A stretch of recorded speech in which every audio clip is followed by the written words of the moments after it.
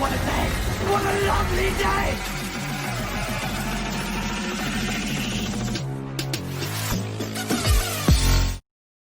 Welcome to Flat Earth Debate Uncut and After Show.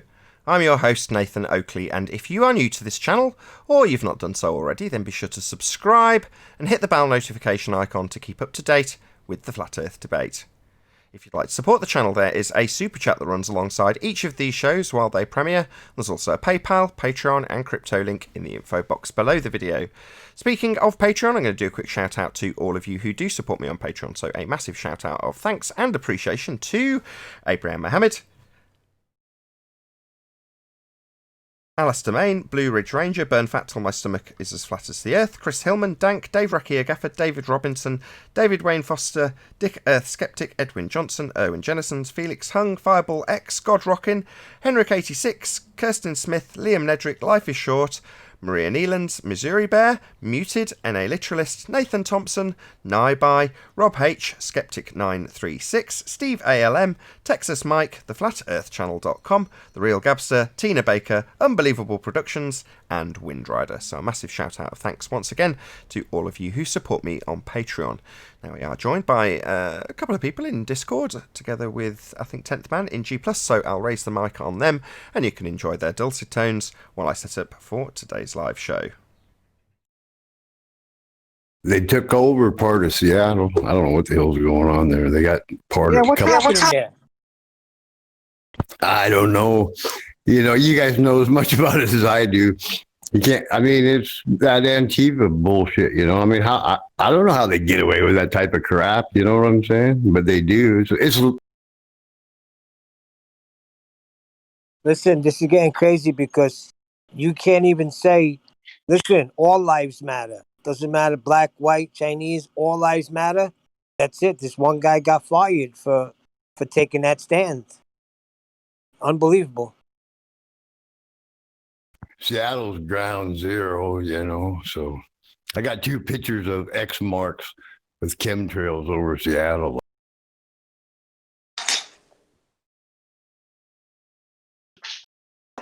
That makes me think, were they doing something with the air to us in these chemtrails? But then they would be doing it to themselves too. So like, I don't know. It's not poison. That's what's, you know, just because they're chemtrailing the skies and manipulate, that doesn't make what's up there poison. You know, I mean, it's not poison. I know that. It's chemicals. Yeah, were they putting something in the air to eventually, after years, then just start this freaking race war or social war, whatever you want to call it? I don't know. But Seattle, for that to happen, that's their own freaking fault.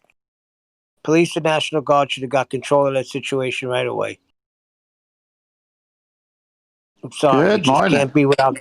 You can't be without government. I'm sorry. Good morning. Then it's going to be survival of the fittest. Seems I don't think Discord can hear you for some strange reason. Want me to rejoin? No, I don't think it's anything to do with you. Stay where you are. Probably my Discord settings. No, Can you hear 10th Man in Discord? Now we do. yeah, no problem. Oh, you do? Oh, okay. Okay, It's good. fine. You just carried on talking Morning, after you Ted. said hello, that was all. Yeah, keep talking. Okay, Nathan, cool. did you ever figure out what was wrong yesterday? Wrong with what? With the stream? Oh, no, I didn't. There was nothing to figure out my end. There was nothing wrong at my end. It's just buffered. And the re-up, if you want, or whatever, the rendered version was perfect. So, obviously it wasn't my end, because if it was, the rendered version would also be awful, and it isn't. It's perfect. So it's just a YouTube issue. It's just one of those things. I've seen it before. It's just, hopefully today won't have the same issue. The strangest thing happened with that. My speaker just started beeping. I couldn't get anything. It was like this constant beep. I had to drop and rejoin. Weird.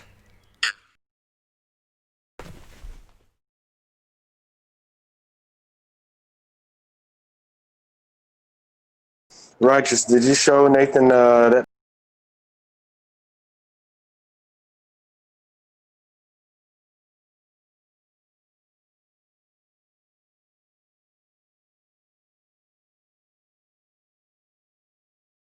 He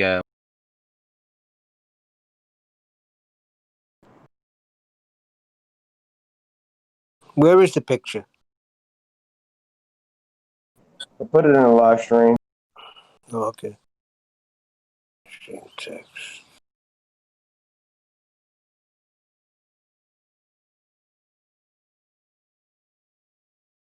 That shooting is a total hoax. There's all kinds of stuff came out about that lately.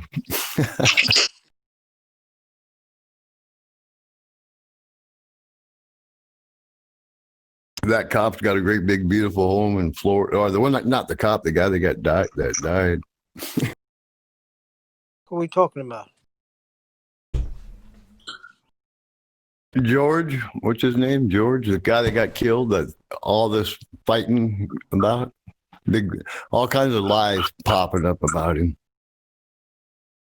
Oh, the George Floyd guy? Yeah, that's a big hoax.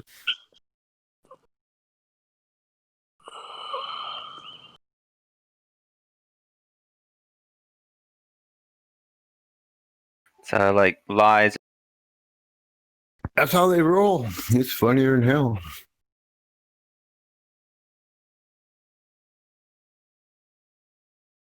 The O.J. Simpson, that murder trial, that was a joke, all made for TV. It didn't happen. He didn't murder nobody. What's going on? Why are you all speculating? Do you know this? No, he's dead. That girl got killed. The whole thing with that was he covered it up for his son. There's like tremendous amount of evidence that his son did it.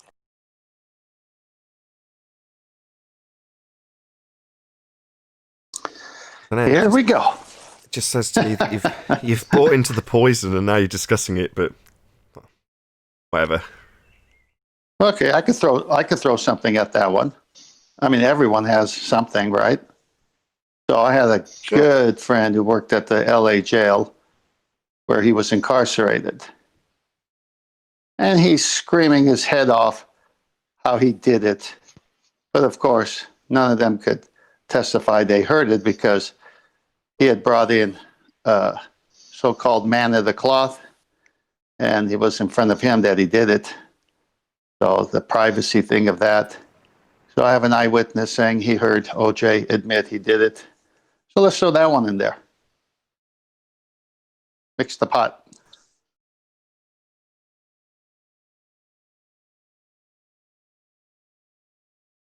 When is this show airing on Sunday? Like for Western audiences, let's say like around Eastern time, is it going to be an afternoon or morning? This show will go out on the second channel on Sunday at probably 9 p.m. UK time. That would be 1 o'clock Pacific time. Unless it's a truly epic show. So if this is a more epic show than Wednesday's show, then this will go out on Saturday. But yeah, I don't think so. Oh my gosh. Listen, that Spider Daddy dude totally backtracked, Nathan. That may be a good time for me to plug something if I could plug in something quick. Because that's around the same time. Can I plug something, Nathan? Yeah, go ahead. My screen sharing? First, this is what Redman wanted to show, and then I'll go into what I want to plug. Yeah, you're on.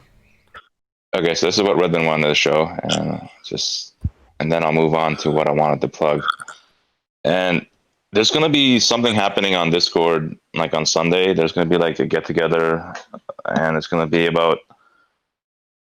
a Christian thing. It's going to be about tongues, and there's going to be like a tongue thing happening on Sunday around 1 Eastern time to like maybe 3 Eastern time, somewhere around that vicinity. So if you're watching this, just Google like Archaven Discord channel, and then you should end up getting like Archaven Discord server list, and then you'll end up here, and then just click join server. Oh, which is right here, join server. And then once you join the server, it will look like this. And join join the main VC over here, and this is where we'll all be hanging out over here. So this will be like Sunday from like around 1 Eastern to like 3 Eastern, something like that. And that's basically the plug I wanted to do. So anybody that wants to join can join, and I just put it out there. That's it. Thanks, Nathan. My pleasure. Any chance you can do the housekeeping again, 10th man? So, as of this morning, I've added all sorts of different filters and things. I thought, as it's been a terrible technical week, if there's another technical issue, it sort of makes no odds at the end of this week. So I thought, well, these things that I've been meaning to try, I will try. And one of those things was running the entirety of the... Is that you, Righteous, or is that 10th man making that racket? I just moved my mic. That would be Neil. So one of the things I've done is run voice meter, which is everybody, all the different lines, so Discord, Skype, G+, me, into the OBS with a load of filters, so some compression and some various other things which I won't bore you with. But anyway, that I need to monitor, so I can't. The way my setup is, until it's live, I don't know how it's going to sound live. Does that make sense? Yep. You gotta. The filters are applied to OBS. You gotta have your hands free to make sure. Exactly. So yeah, just while this housekeeping goes out, I'll listen. Hopefully, if I can interject, in other words, if I can answer some of the questions, it means I can then go back quickly into the iPad, monitor what it sounds like, see if it's all horrendous and distorting. Hopefully not. So can I change the first question? Any signs of physical voice meter box at Nathan Oakley's studio? No, don't allude to there being. That's what this bit's for. So don't allude to there being sort of technical things that I'm sorting out on the live show. I don't mind the pre-show audience knowing. So, in other words, you don't mind the input? Stick to the script, did you say? No, I said. I told him. In other words, you don't mind the input? Hold on one second, Neil. Yeah, I think we're talking over each other, and there's an echo, so something's going on. No echo my end. It all seems fine. Okay.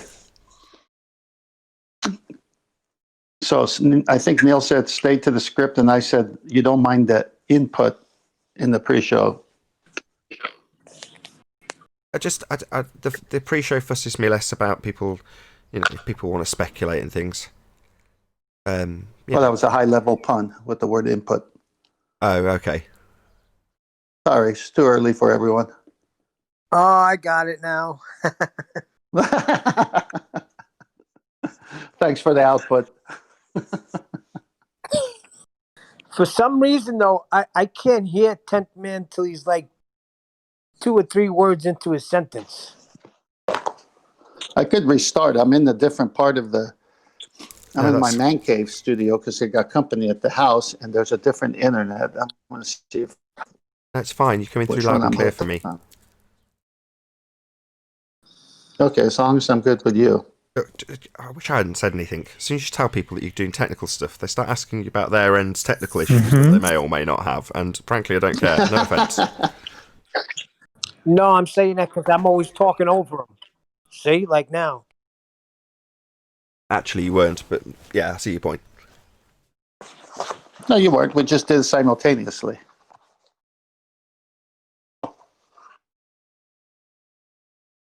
Yeah, that counting to 3 don't always work.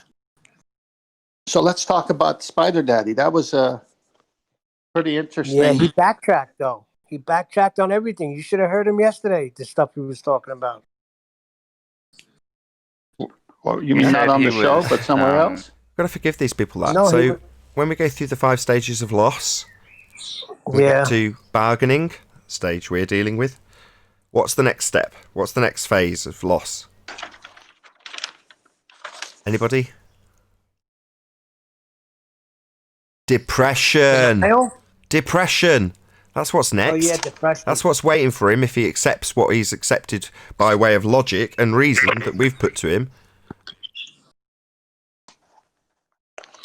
Well, I was coming from a different angle. The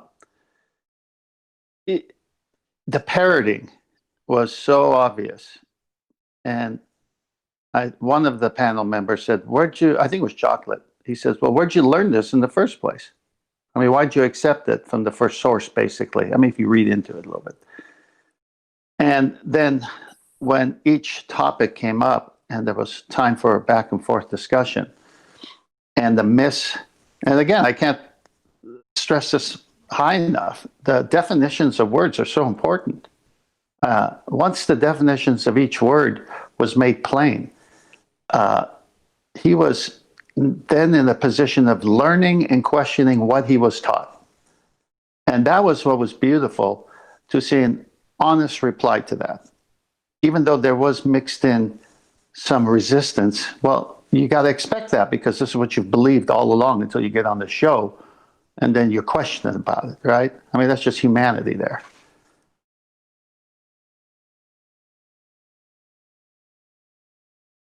As I say, that humanity tends to be fleeting on account of the fact that none of them want to step forward into depression.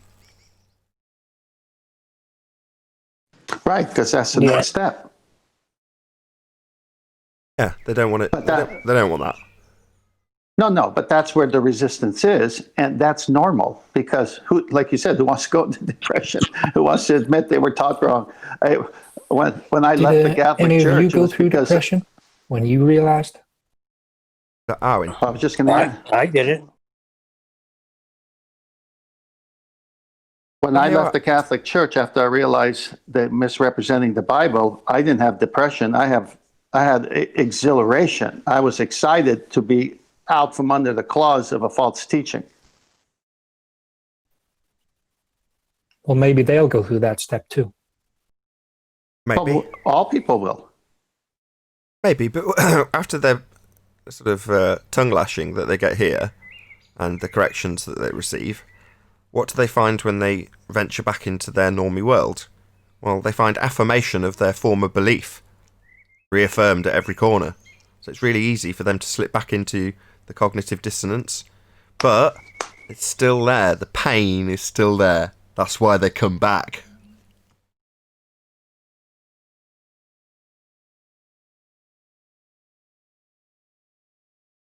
Yeah, well, they are coming back, aren't they?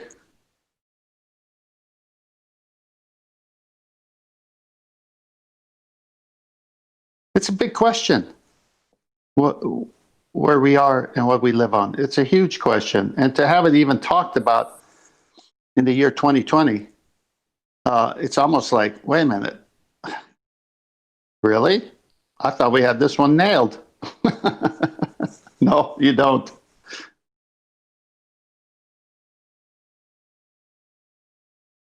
You see what I put up in Master B yesterday? No, what did you put up? I got an alert from a video for Neil deGrasse Tyson. And it said, let me see if I can find it.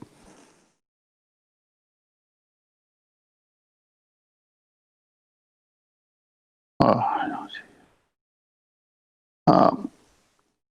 Yeah, here it is. 12:01 p.m. my time yesterday. So it was a video from Neil deGrasse Tyson, and saying that was an epic talk he gave, something to that effect, right? And he's talking, and then at the 11:55 mark, there's a hit piece on flat Earth. I said, that's so interesting. This is the most important, most wonderful, riveting talk that Neil deGrasse gave based on the title. He would give someone to assume that. And then right at the 11:55 mark, he does a hit piece on flat Earth. So I wrote back, 11:55 mark is a hit piece by you, Neil, erasing all the nice things you said earlier on people who follow the scientific method, which you violate with your pseudoscience. Come and debate the subject rather than ridiculing it. You ready to back your heliocentric versus our geocentric claims in a live debate? We await your quick response, Neil. Look forward to your response. Thank you. How many replies have you had? Oh, I'll have to go. This is a screen capture. Let me see. Let me go to the channel. If it's 0, the comment's been removed. Well, there'll be Let me see if it's removed first, and then. Well, you won't be able to tell with your account. No, I'm there right now. I just went to the. I have one reply, and I know who it is because it's someone on our side, and it reads, "That's a great idea. I'd really like to see that. You could do that, right, Neil?" Bev, try thinking. Bev, shout out to Bev. Of course, I love Bev. Did you leave a? Bev's my wing. Did you ask for wingman assistance in Master B by any chance? Yes, I put a note saying, "Please comment nicely to this." Fair enough. And so I told Bev about it. He says, "Okay, I'll go say something." So he did. So, but that's it. Now there's all these heart signs on other people's comments, but nothing on mine. Is there any other replies other than Bev? No, that's it. It only shows one reply on my. I'm on it right now. That's interesting. You'd expect more replies. Yeah, it's funny. I thought I'd get some angry ballers or something. I ain't got anything. Unusual that you haven't. But Bev's managed to reply. Isn't that interesting? Yeah, because I told him about what I did, and he said, "Send me the link." So I did, and he replied. So. Well, at least on the surface, it seems the comment's still there, visible, which is something, I suppose.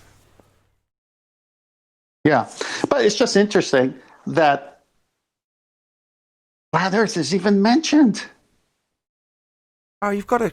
They need to keep it in the mind's eye of the public so that they know that it's still worthy of ridicule. That's crucial. Yes. Here's the title of the talk. It's on the Motivation Hub is the channel. Neil deGrasse Tyson's life advice will leave you speechless.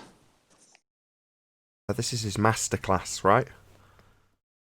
Well, it doesn't seem like it's a masterclass session. It's more of him doing how he raised his kids and how he let them just be kids and how he met Carl Sagan. And I mean, there's some really good stories in there. I really enjoyed listening to him talk until that 11:55 mark, and I said, "Wait a minute, that's a hit piece on me."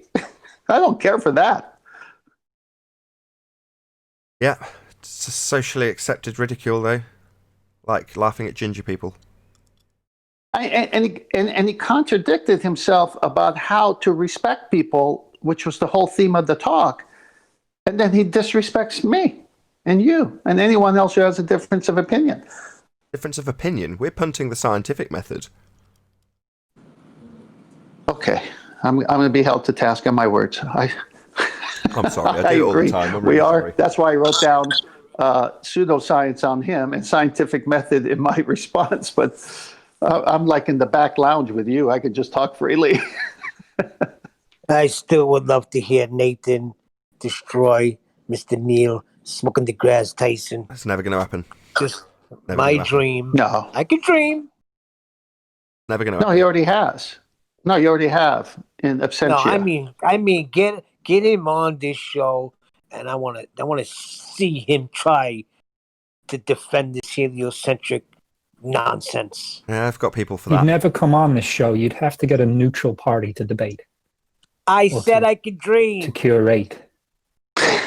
Let Neil dream. The people that they send here are the people who can obfuscate and doublespeak, completely contradict a former statement that they've made only a breath earlier. Yeah, that's what's been happening, hasn't it? Well, we quote Neil deGrasse Tyson and get told he's wrong. Neil deGrasse Honest Tyson says question, a ball Nathan. leaves a football field and the earth turns underneath. Oh no, conservation of momentum. No, that's his claim of Coriolis effect, nothing to do with conserving momentum. The ball's deviating, or seeming to, from the stands, according to him, because Earth's turning underneath, as per your claim of Coriolis. No, we don't claim that. That's the people we get. The people that are more than happy to defy their own rhetoric. I answered Would that you be a little situation with nervous, three. I answered that situation instead of conservation of momentum. I said, no, it was 3 points. It was a field goal. What if it happened? Would you be a little nervous, Nathan? Just a little? Not in the slightest. Okay, good. I'm Good ready. to hear that. I could debate Neil deGrasse Tyson based on what I've learned on this show. Nathan, I would- would you I- debate work Neil on it. deGrasse Tyson on I a agree. neutral platform? I would expect anybody here to be capable of debating Neil deGrasse Tyson on account of the fact that he has to stick to the rhetoric. That's my point. So here, you point out that Earth's supposed to be turning underneath but isn't, or at shortened flight times, and they tell us, no, Earth's not supposed to be turning underneath. That's what they tell us. So they defy their own rhetoric here in the trenches, but the high priests can't do that. Neil deGrasse Tyson can't do that. So he'd have to say, oh yes, of course, the football, yeah, Earth turned underneath the football. And you say, well, what about the plane that's travelling over the stand then? We can presumably therefore observe apparent deflection in the plane that's left the spinning reference frame. What's he going to say? No. And then tell me that it's powered flight. No, he won't do that, because that's nonsense and not Coriolis. So he's not going to suddenly defy the terms of his own definition, which is Coriolis deviation, and start asserting that bloody planes are being powered, which is nothing to do with an observation from a spinning reference frame. He will not do that. So what will happen? Well, he'll immediately lose. Well, he's a high priest of heliocentrism, so he's never going to be put in a position where he can immediately lose to someone like me. Of course not. Well, he pretty much said so, because when I saw the clip with Joe Rogan that's been played before, Joe Rogan says, would you debate any of these flat earthers? And what does he say? No. Said Waste no. of time. I didn't know that, but yeah, there you go. No, because I'm right, whether you like it or not.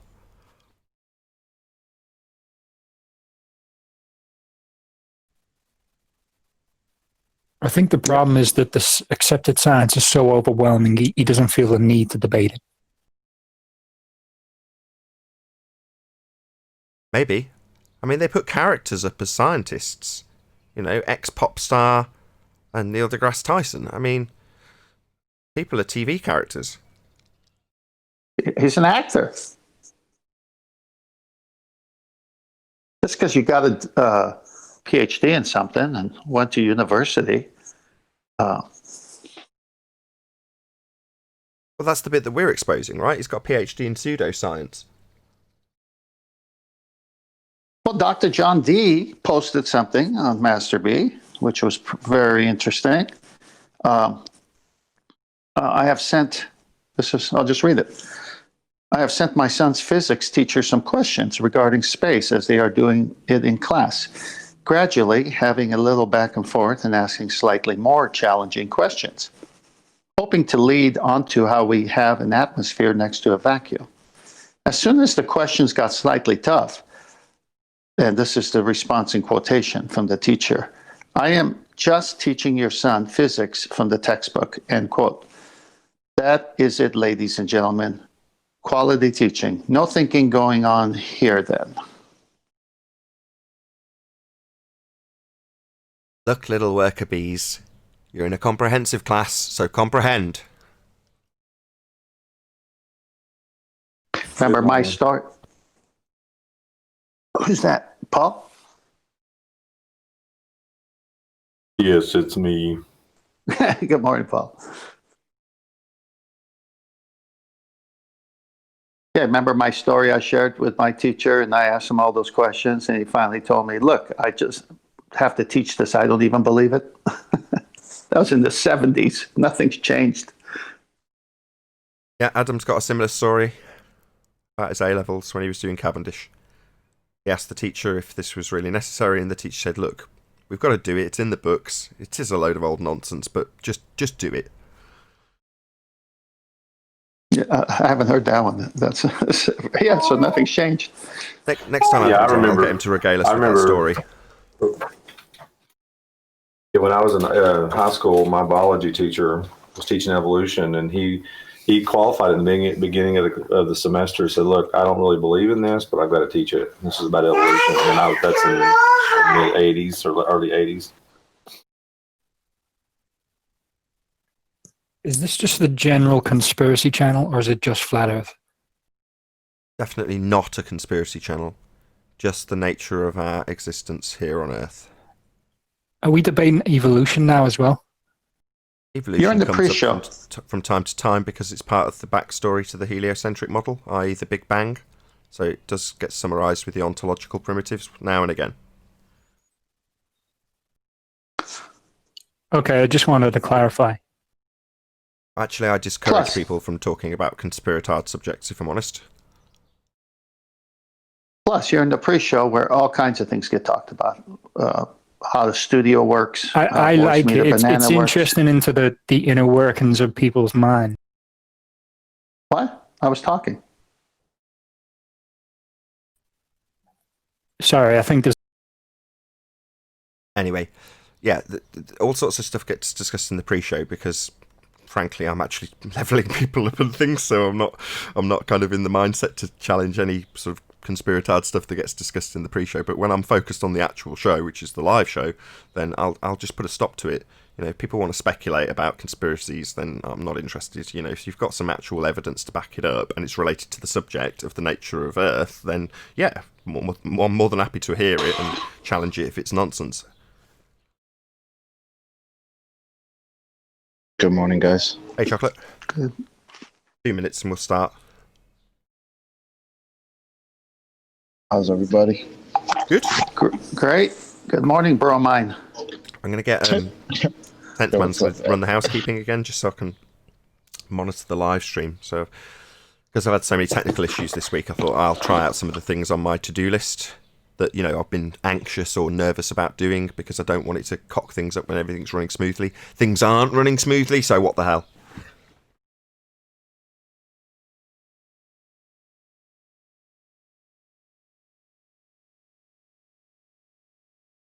Have you guys had chat kind of freeze up while you're watching the show live?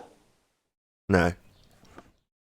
Happening on my phone. I have to keep getting out and hit your subscription feed again to see, like, if I respond, it doesn't go up, and then I go get out, get back on, and I see that my response is there with 5 things following it, but it's not. It's just one more note. Yeah, every once in a while that'll happen to me. One quick note. If the show today does cock up live, the same issue as yesterday, it's just buffering in the live audience are getting a terrible experience. Unfortunately, that's just going to be how it is. So if someone happens to notice someone in the chat mentioning terrible buffering, it's the same issue as yesterday, let me know, but then just carry on. In other words, once the show has finished and rendered, the majority, 90% of the people who watch won't be watching live anyway. So what I mean by that is don't just spend the next 10-15 minutes telling me it's still buffering, and because that'll just be a terrible show. So regardless of if the live bit of this show goes out badly, like it did yesterday through no fault of my own, then allow it to be so. We'll do the full hour with buffering, and then the rendered show will be available to people who, you know, will presumably disappear like they did yesterday live, which is why I ended the show. But I won't end the show, is my point, even though it's live and buffering, because it will still render as it did yesterday, hopefully in as good a quality as it can anyway, and there won't be any buffering for anybody who watches it after the live show is finished. So my point being, please don't mention it and dwell on it for an hour. Let's just get on with the show if indeed you have any technical issues.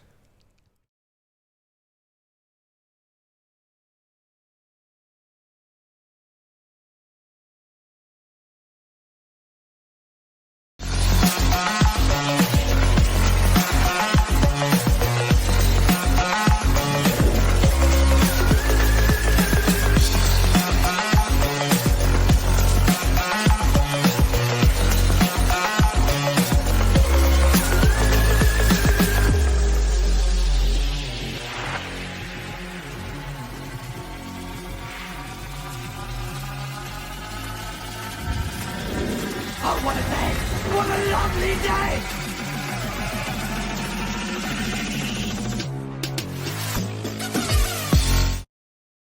Welcome to Flat Earth Debate Live. I'm your host, Nathan Oakley, and if you are new to this channel, or you've not done so already, then be sure to subscribe, hit the bell notification icon and join button if you'd like to become a Nathan Oakley 1980 channel member and keep up to date with the Flat Earth Debate. If you'd like to support the channel, there is a super chat that runs alongside each of these shows while they are live. There's also a PayPal, Patreon and crypto link in the info box below the video. Most importantly, if you'd like to join the discussion, simply mute the page you are currently watching, then click the link in the info box below this video to join the panel and express your views on the nature of Earth. If you do join, please don't swear. If you do, you'll be ejected, and if you are, please don't try to rejoin the stream using sock accounts. You'll be warmly welcome back on the next stream. Please also share the show on social media. Sharing the show obviously increases the live audience, but this in turn increases the chances of a more diverse panel. So please share the show on Facebook and Twitter. And one last time, if you're new to the channel or you've not done so already, then be sure to subscribe, hit the bell notification icon and join button to keep up to date with the Flat Earth debate. Now, we are joined by Paul Hall, Chocolate Saying, 10th Man, and a whole bunch of people in Discord. So welcome, one and all. Good morning. Good morning. Hello. Hello, hello, hello. I'm going to hand over to 10th Man just so I can do a quick monitor of the live stream for the housekeeping question. So over to you, 10th Man. Thank you, Nathan. So here we go. Any signs of a physical geometric sphere edge horizon, formerly known as Earth curve? No. Nope. What happened to it? Black swan. Thank you. Love hearing that. Any evidence of Earth radius, the R value? Same thing. Black swan. Al-Baruni. Al-Baruni. All right. Man, Al-Baruni's been getting a lot of mention lately. Any reason why?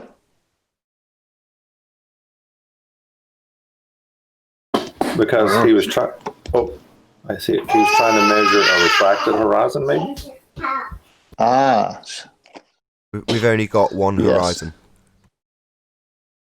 If that horizon was refracted, is it geometric?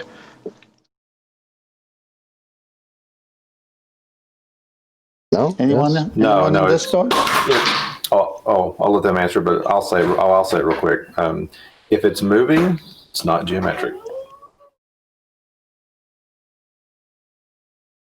Is there any ballers in Discord that wants to comment? All righty then. Any evidence of axial rotation, Earth-based variety type?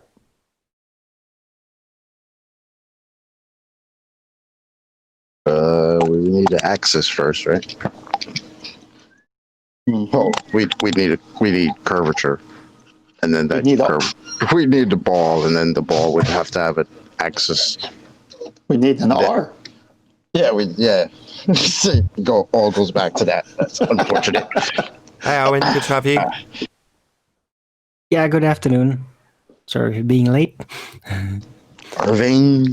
Nay. Well, just for Arwen, we'll jump ahead. Any evidence to the distance of the sun?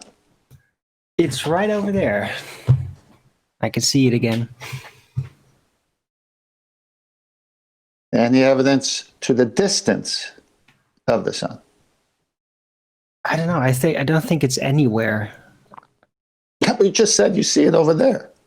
Yeah, but that's just an angle. All right, so the question I don't is the think it's in distance. Any way position. of knowing the distance? Right. Can you Well, I stop don't think obfuscating it Arwen's has a doublespeak? distance. He's practicing.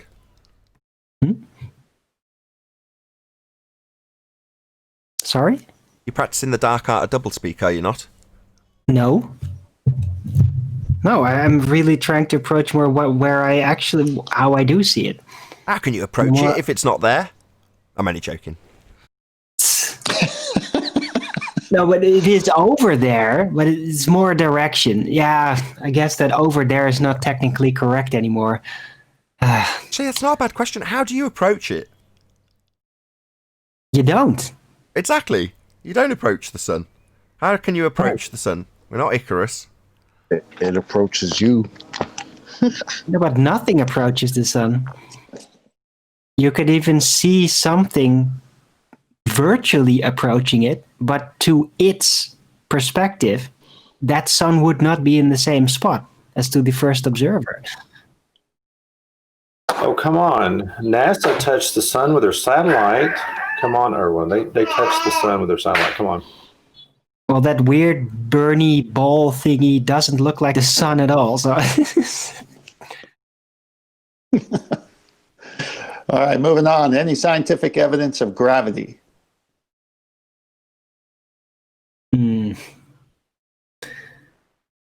that's a tough one. Anybody from I don't Discord? know. It was on the show yesterday.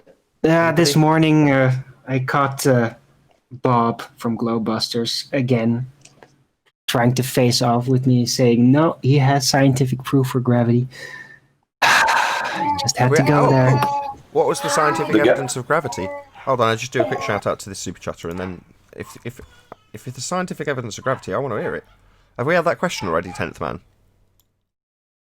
I just read it. Any scientific evidence of gravity? Okay, we'll come back to you in a second, Darwin. Only 5 years after revelation of flat Earth, and the entire world descends into chaos. Coincidence? Question mark. Yeah, I'm going to say yes, James. But thank you for the super chat. Yeah, correlation is not causation. Seriously, well, back to evidence for gravity. What did he say? Sorry, hold on, 10th man. So he didn't say a lot. He was just basically not accepting the necessary rigidity of the scientific method and just blah, blah, blah. It's dielectric, this, and yeah, we've proved. It's what Bob does. He doesn't have any scientific evidence. It's just building a model. Okay, what do we mean by scientific evidence? We mean observation of a natural phenomena. So you see something happening and go, oh, I wonder why that happens. So then you formulate a hypothesis, and that would be the assumption of what you think, a speculation, an assumption, a supposition of what you think causes that effect.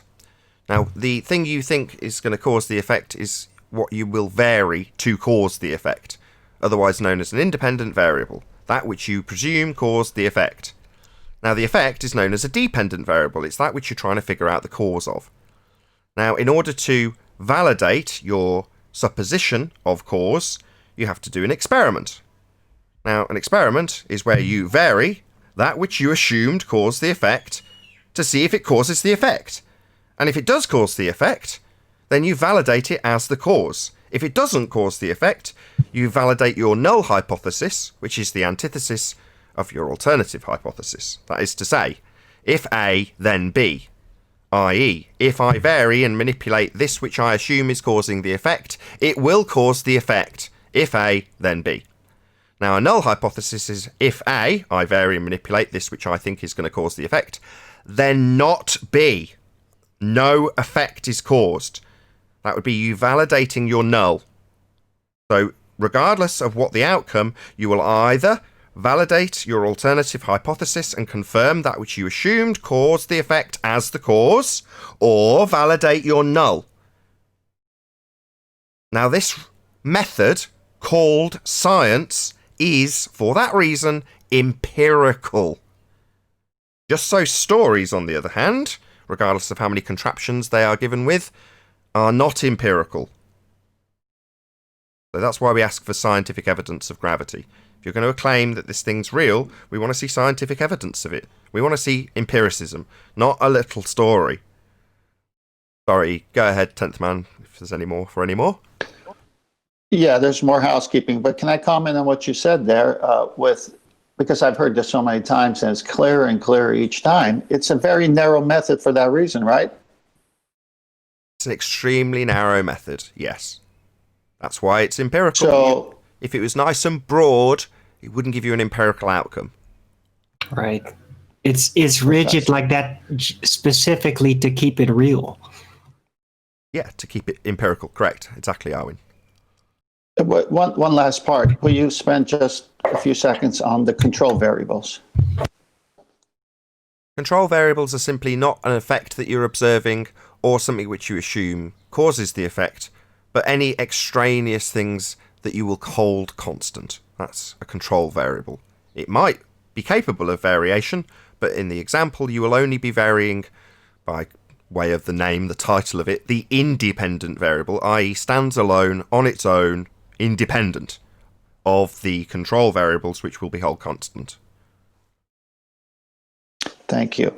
Any single viable hypotheses from any of the fields of cosmology, astronomy, or astrophysics?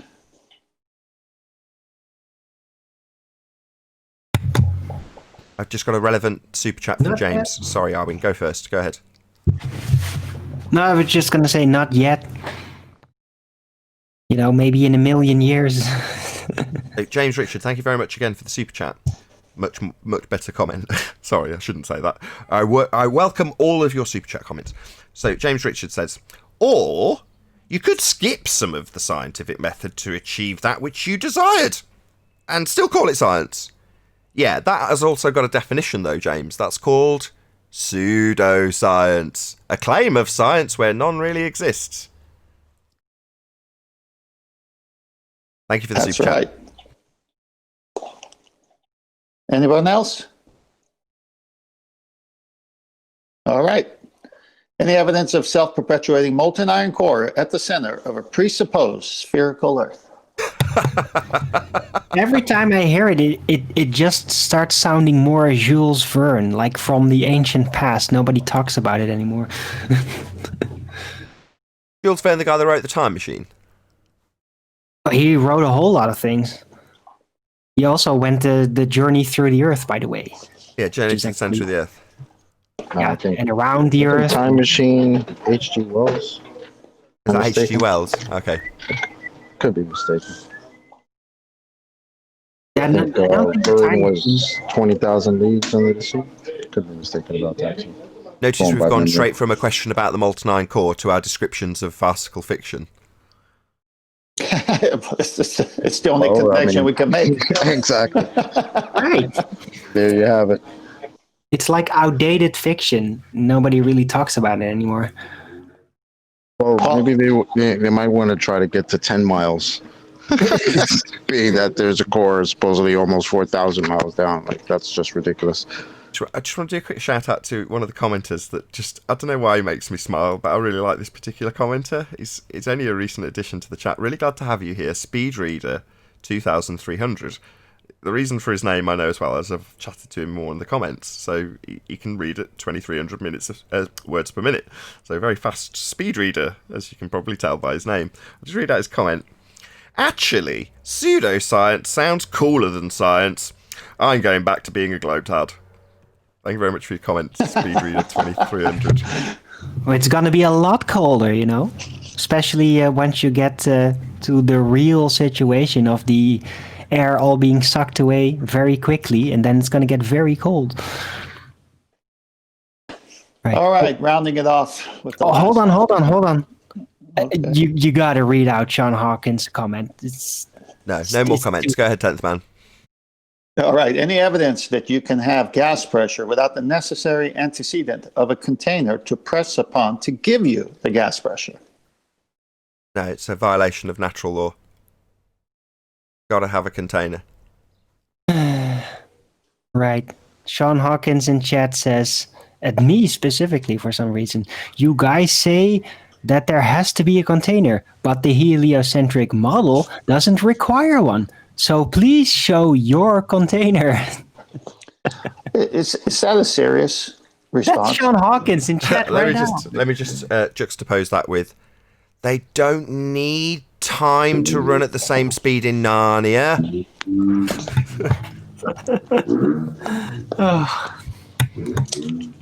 What's a model? Isn't that reification? A model is something you would utilize if you have a limitation on a hypothesis. So you can put anything on the model. Yeah, models can be really useful. The problem only occurs when people reify them into existence. The map is not the territory. Nah, Sean Hawkins got a model now. He doesn't need the real world anymore. That's so. Time to post the model. Let's have a look at it. Did they ever show them? No. That was an absolutely priceless moment, which I credited Cathexis, because it was him that said it. I think he was talking to Jem Panda. This is 3 or 4 years ago. And they were talking all about their model. And he just said, can I see that model, please? And there was a sudden scrambling of no model being presented and justification for why and all the rest of it. But no, there is no model. Get them to show you a heliocentric model, and they won't have this all-encompassing model. It's just total nonsense. Yeah, we've had that here. And we've had different people say, timeanddate.com and Stellarium, and it's like, yeah, those are your models. All right. In reality, all the models are in their heads, and when you all put it together, they can always make something about it fit with one another. Overlooking that when you really put it all together, it doesn't fit at all. It just becomes a giant mess.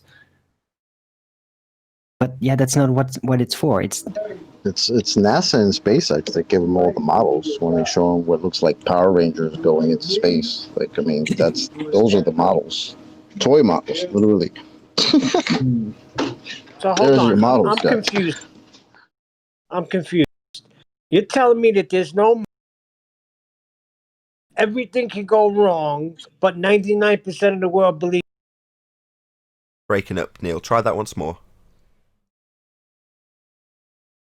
I'm saying 99% of the world believes this, and there's a model. And when you start adding all these things up, they don't add up. But Yeah, but they haven't had believes that highlighted to them. 99% of the Western world have not the slightest idea that this is even a subject. I mean, that is changing. More and more people are becoming aware of the subject matter. right.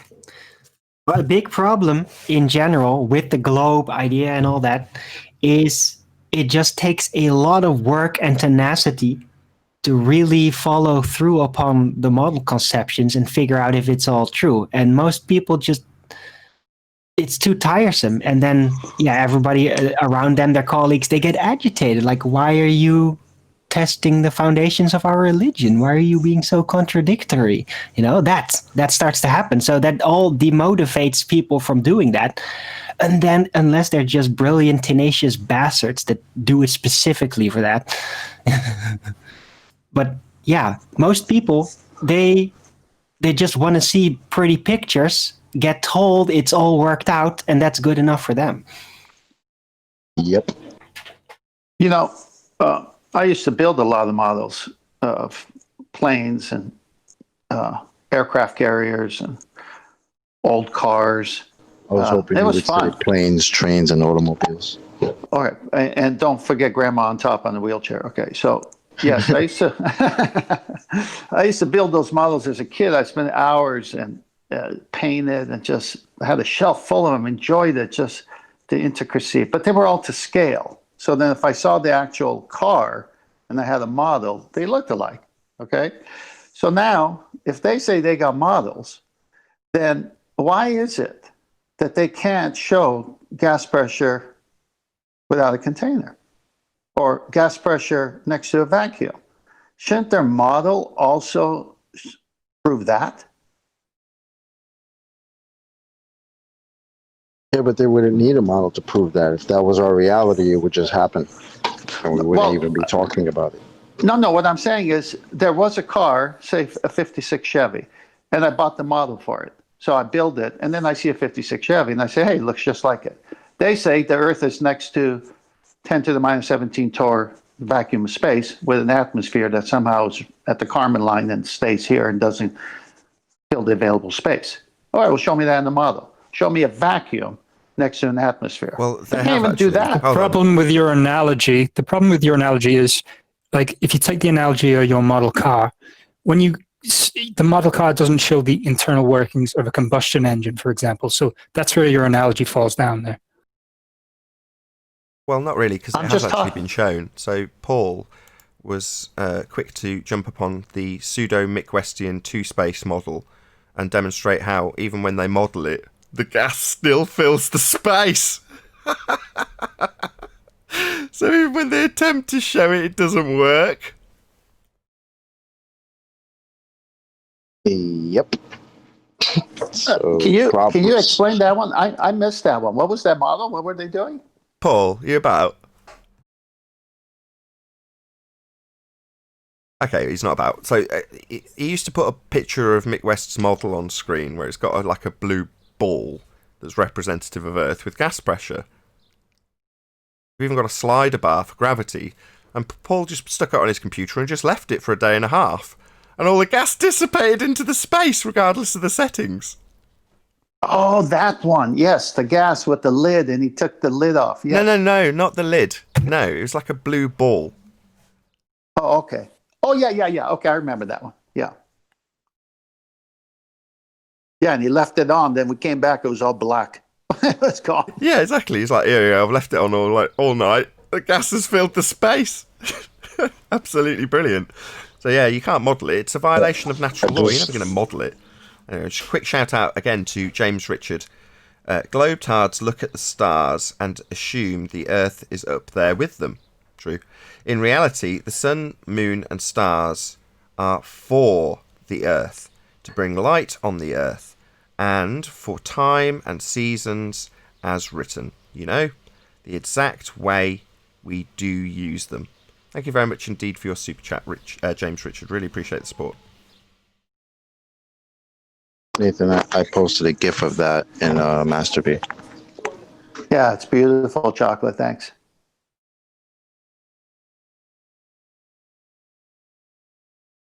Perfect. And the gas Thank you, fulfilled Chocolate. I've got it on space. screen.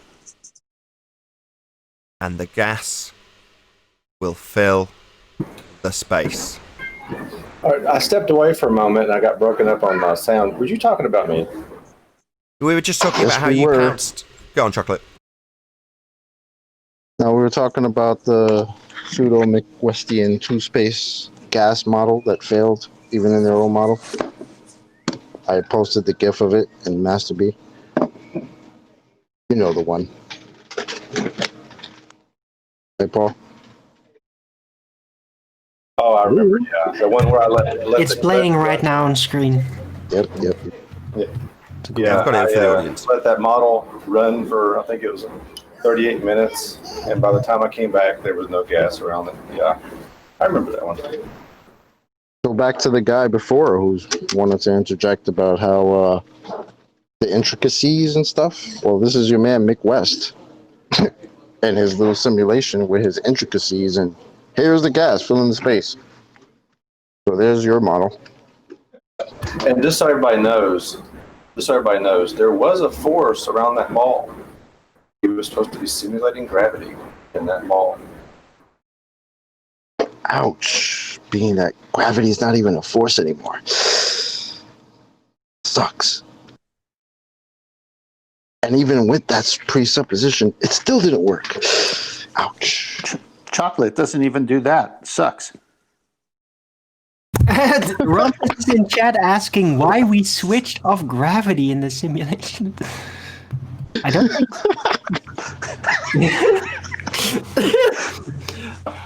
Let me say, I don't think it is switched off. Hang on, No. Let me say, I'm the one that created the GIF. I'm the one that did the video. I did nothing to it. I just loaded the page with his settings. It was Mick West settings, not mine. I just turned it on and let it run. Be clear. So we did not turn off anything.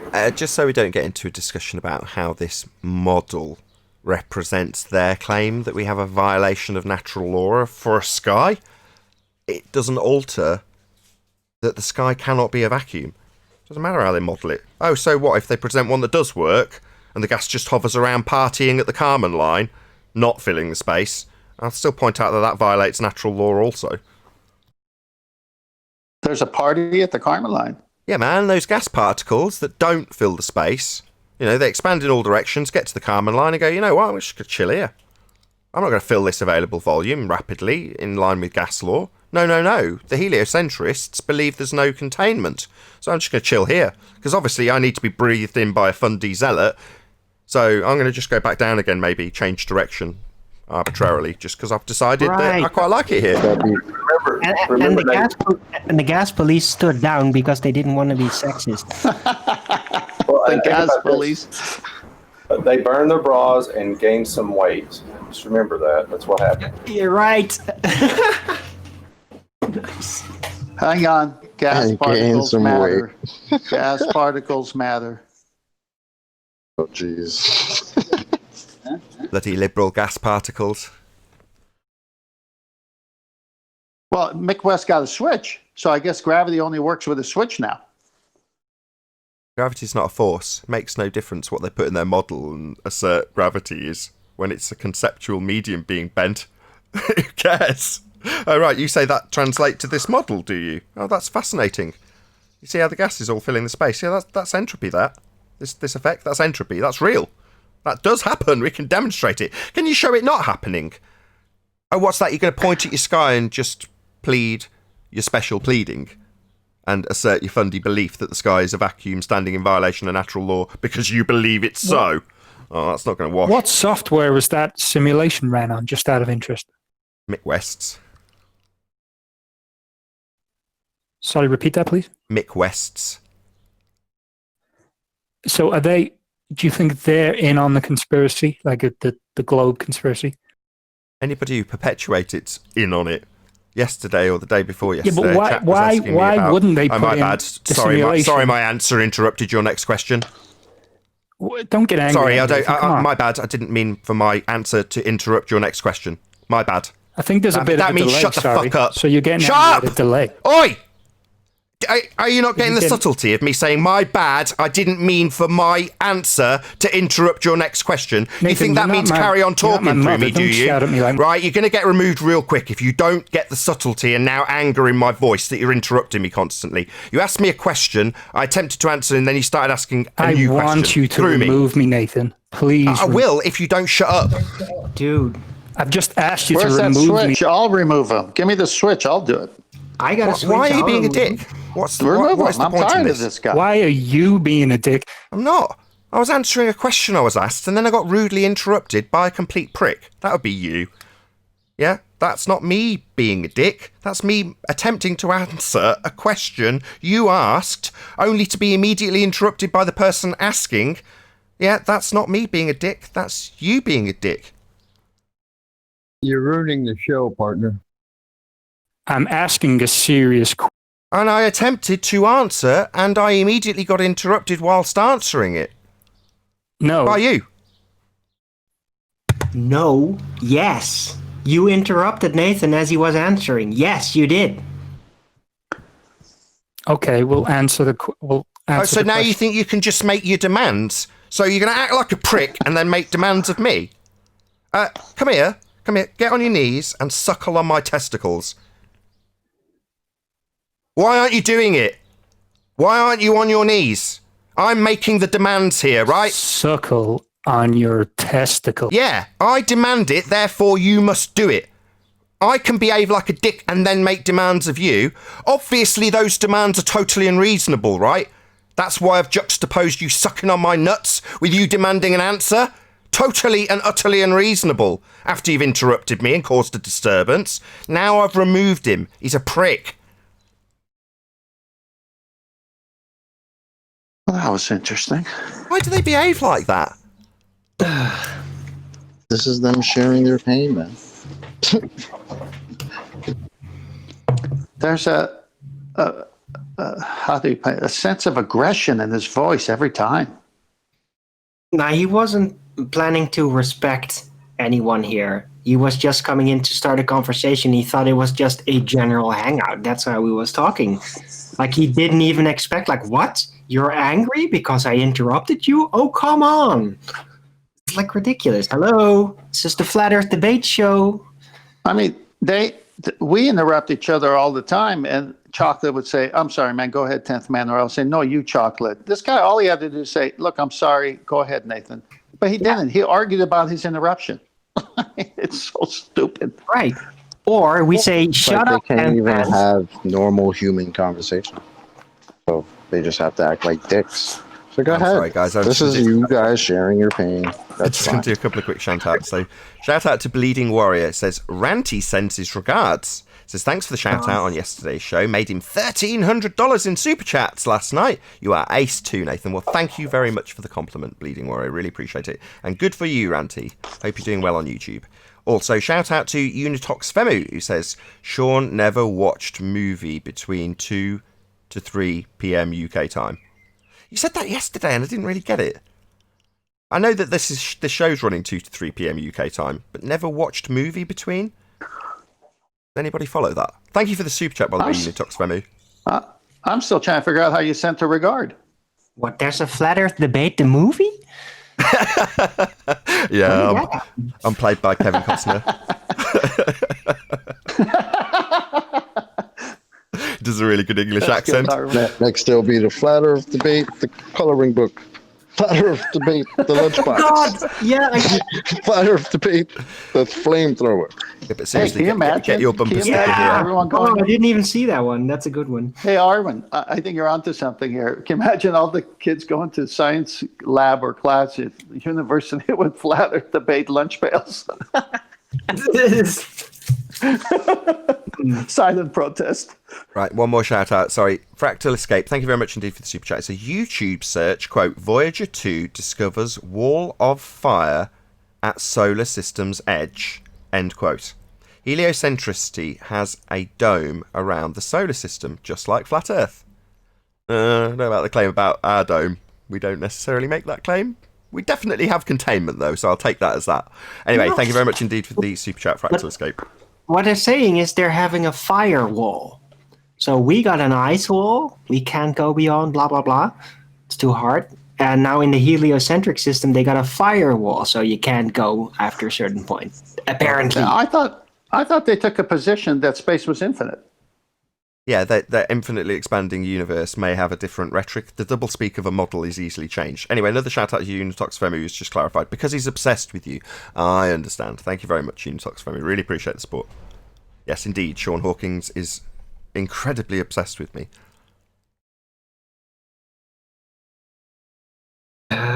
Sean, why don't you come on the show one time, brother?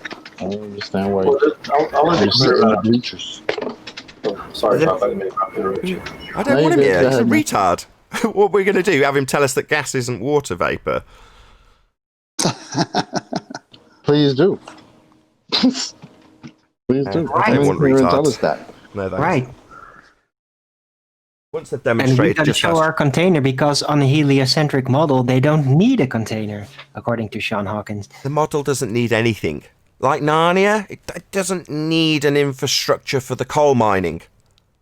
You know what I mean? It doesn't need it. Just doesn't need it. Doesn't need electricity. Why would it need Narnia, right? It doesn't need electricity. They survive without it. The goats go and gather the sticks. What's your problem? Doesn't need it in Narnia.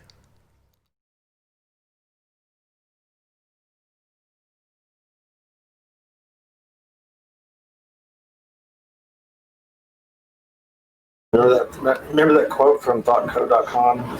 The reason they have a model is because there's limitations to their hypothesis. And also, if it's a model, you can constantly change the model to fit your narrative. So that's why they do a model.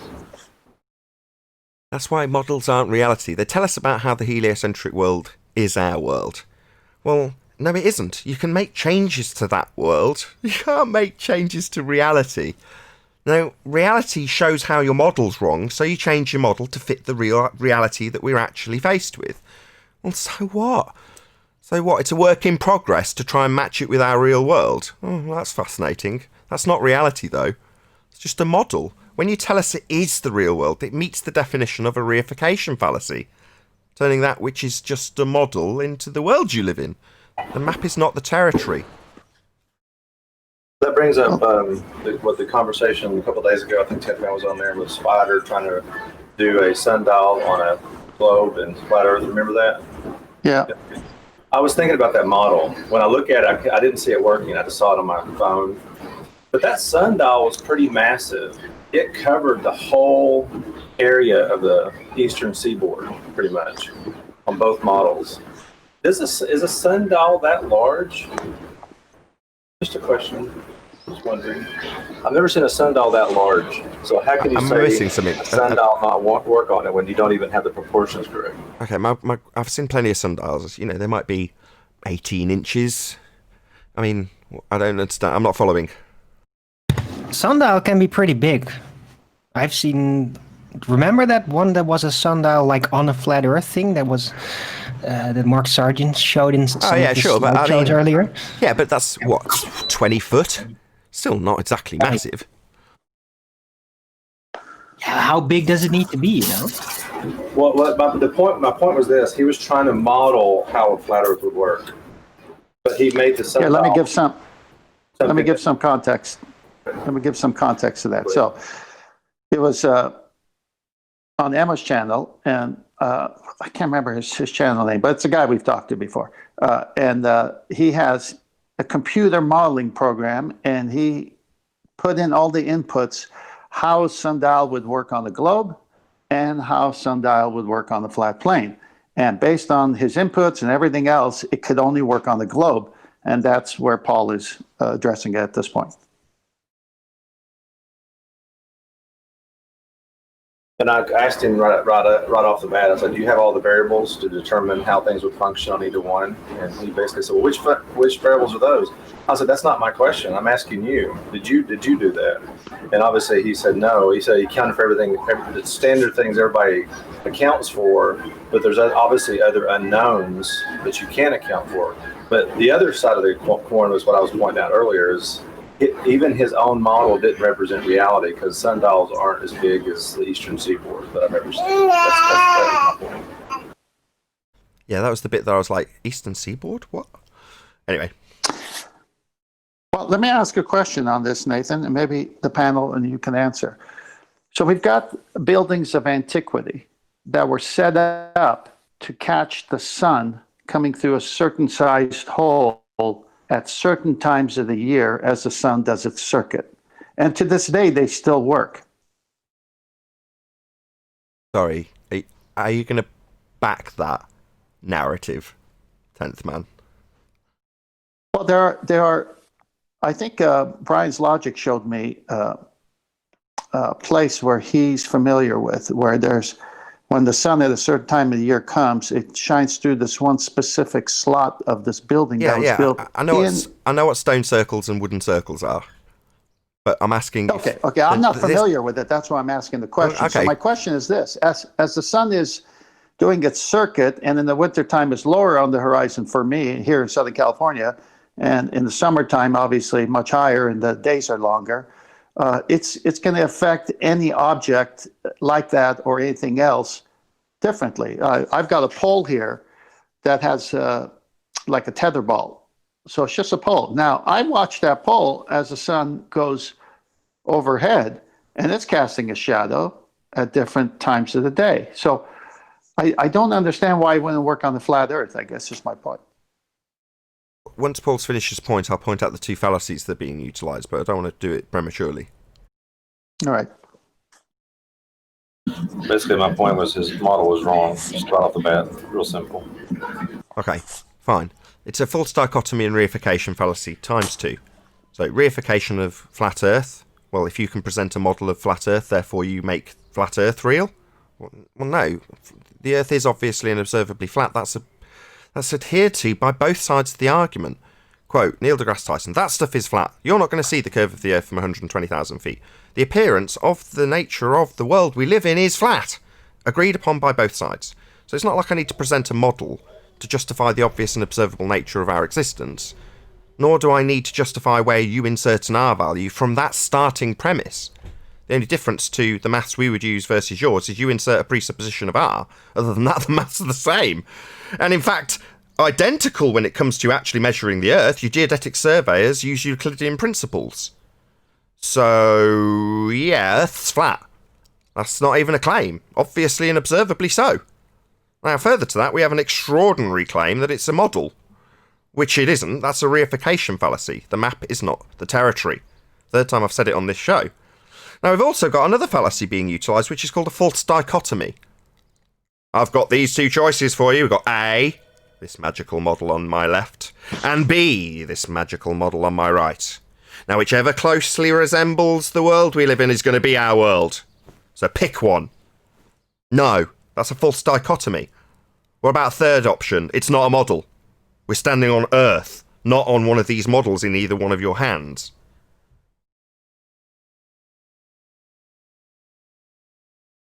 Yeah, that's pretty much how we told him. We said, you're working with a model, something that's not real.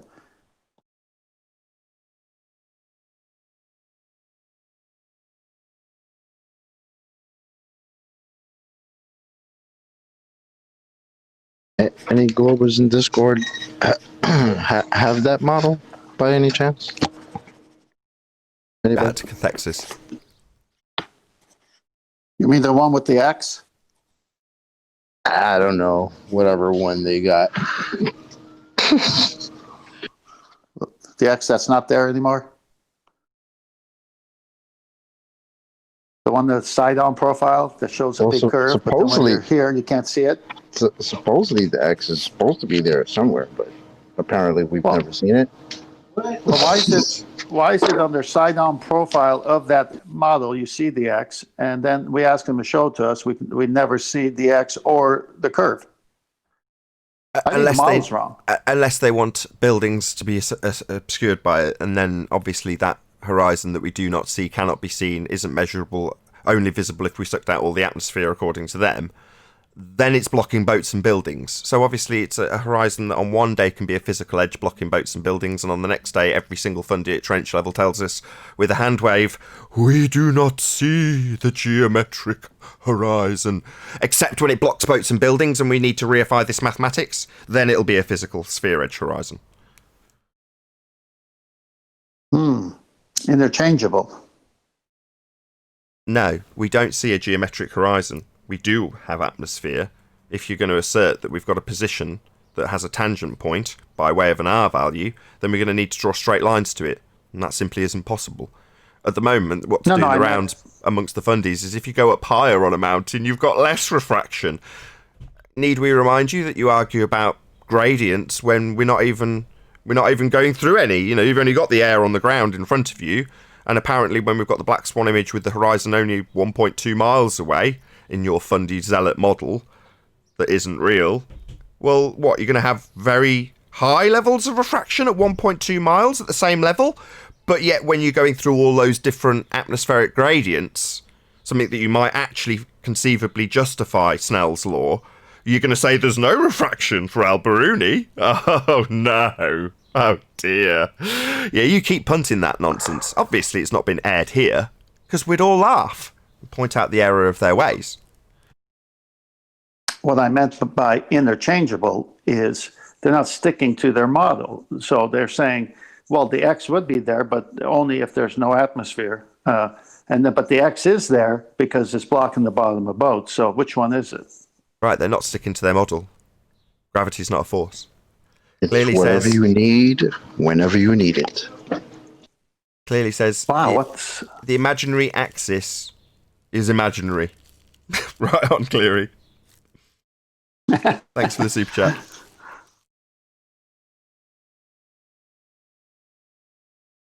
Well, that was the question Spider Daddy said to you. And it's amazing because they're in this conundrum. Okay, I got a question, Nathan. How the gradient, why is there a gradient up there? And you said, oh, that's easy because gases produce at ground level. I mean, it's such a simple, and then you gave the tea kettle explanation, which is so simple, but they trip over it every time. Yeah. But look, the whole situation about why the gradient is there is a complex one. The thing is, though, that where they always want it to lead, which is gravity, is never going to be the reason for it because gravity is not real. It's an aberration. It's a concept, and you can model it like that. Doesn't make it real, though, because you can't very manipulate the effect that is gravity. Arwen, when Nathan uses the bottle garden example with a gradient, why is that complex? It's because right. it's a good explanation as what is probably contributing to the scenario of the realm being the way it is, but it's not the sole reason. But we probably won't find that out. You know, Okay, it's too complex. You're right. The thing is, though, it's not going to be gravity. So you're absolutely correct. But you're right. I leave it so open-ended that it's sort of vague. So if I have a juxtaposition in the same example, so I'll just verbalise it for the audience who may not have heard it. So you've got a kettle, and you're going to boil the kettle. And then you stick your finger over the top of the spout when it's boiling, and there's gas coming out of it, and there's a high concentration of gas, high enough to burn your finger right over the spout.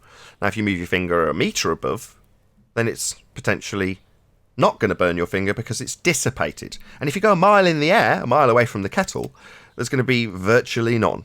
So it's going to dissipate the higher you go because it's being produced at ground level. Now let's boil the same kettle in a 10 to the minus 17 torr vacuum and see what happens.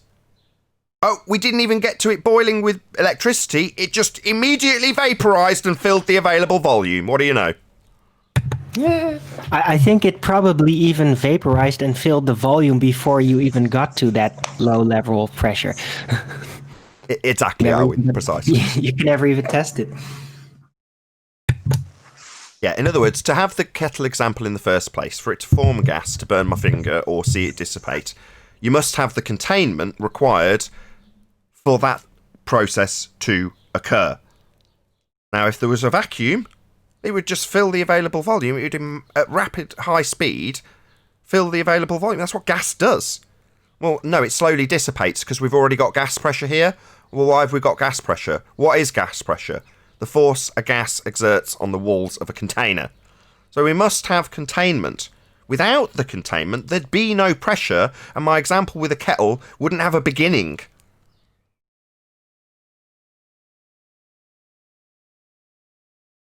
Interesting that the ballers sort of agree with that, but they use gravity as the container, a non-force force, which doesn't work. Yeah, well, I thought it was. Conspiracy Cats didn't. He clearly said without the balloon there could be no pressure. He didn't say anything about gravity. He kind of played it off like he understood that you need a container for pressure. Quote, Conspiracy Cats 2019. Without the balloon, there can be no pressure. Is that correct? No, there is no pressure. That's right. I'll start again. Sorry, I misquoted him. Without the balloon, there is no pressure. End quote. Or, 2019, Conspiracy Cats. Without the container, there can be no pressure. End quote. Just want to get both the quotes right. That was all. Yep. He said it. So I thought Nathan Thompson was masterful with that Spider Daddy. For the opener, he set that up beautifully. So he asked the guy to describe a helium balloon going up into space and the process of it exploding and the gas filling the space. And the guy more than happily went through describing it. And then he just said, well, Earth's got gas, like the balloon had gas. Why isn't Earth's gas doing exactly as the balloon did? And the answer is, it would if the sky was a vacuum.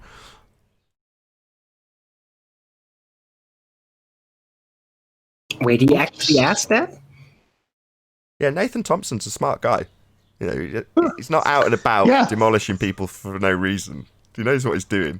Yeah, he said, if I remember correctly, he said, well, where the atmosphere is right next to the vacuum, why isn't it happening like the balloon right there?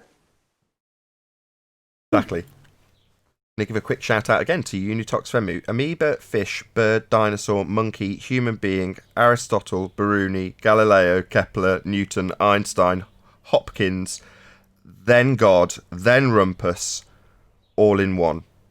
Chaiki. Thank you for the super chat, Unitox Femu. What does that mean? All Chaiki? I think that's a little bit much credit for that guy. But, Come on, Chocolate, let me hear it.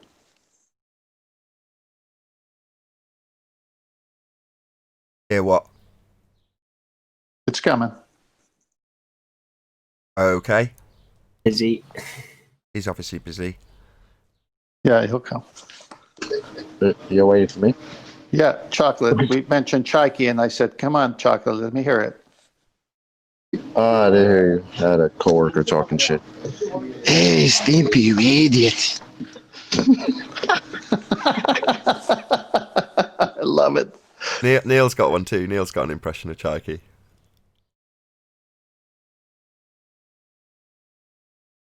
Oh no, he's busy as well. What about the gradient? Maybe. Gradient, Nathan. The gradient. You idiot. I think Neil's got an audio issue. You idiot. We're not hearing him. Anyway. I got one. Gradient. How about The gradient, Nathan. I just did that. Why are you being so angry? I'm just asking about the gradient. So for the audience's benefit, the straw man argument to the question, how can you have gas pressure without a container, is to say, how can we have a gas pressure gradient? Now, a gas pressure gradient is a delta of gas pressure. In other words, you can't have a gas pressure gradient without a container either. It's still gas pressure. Straw man argument.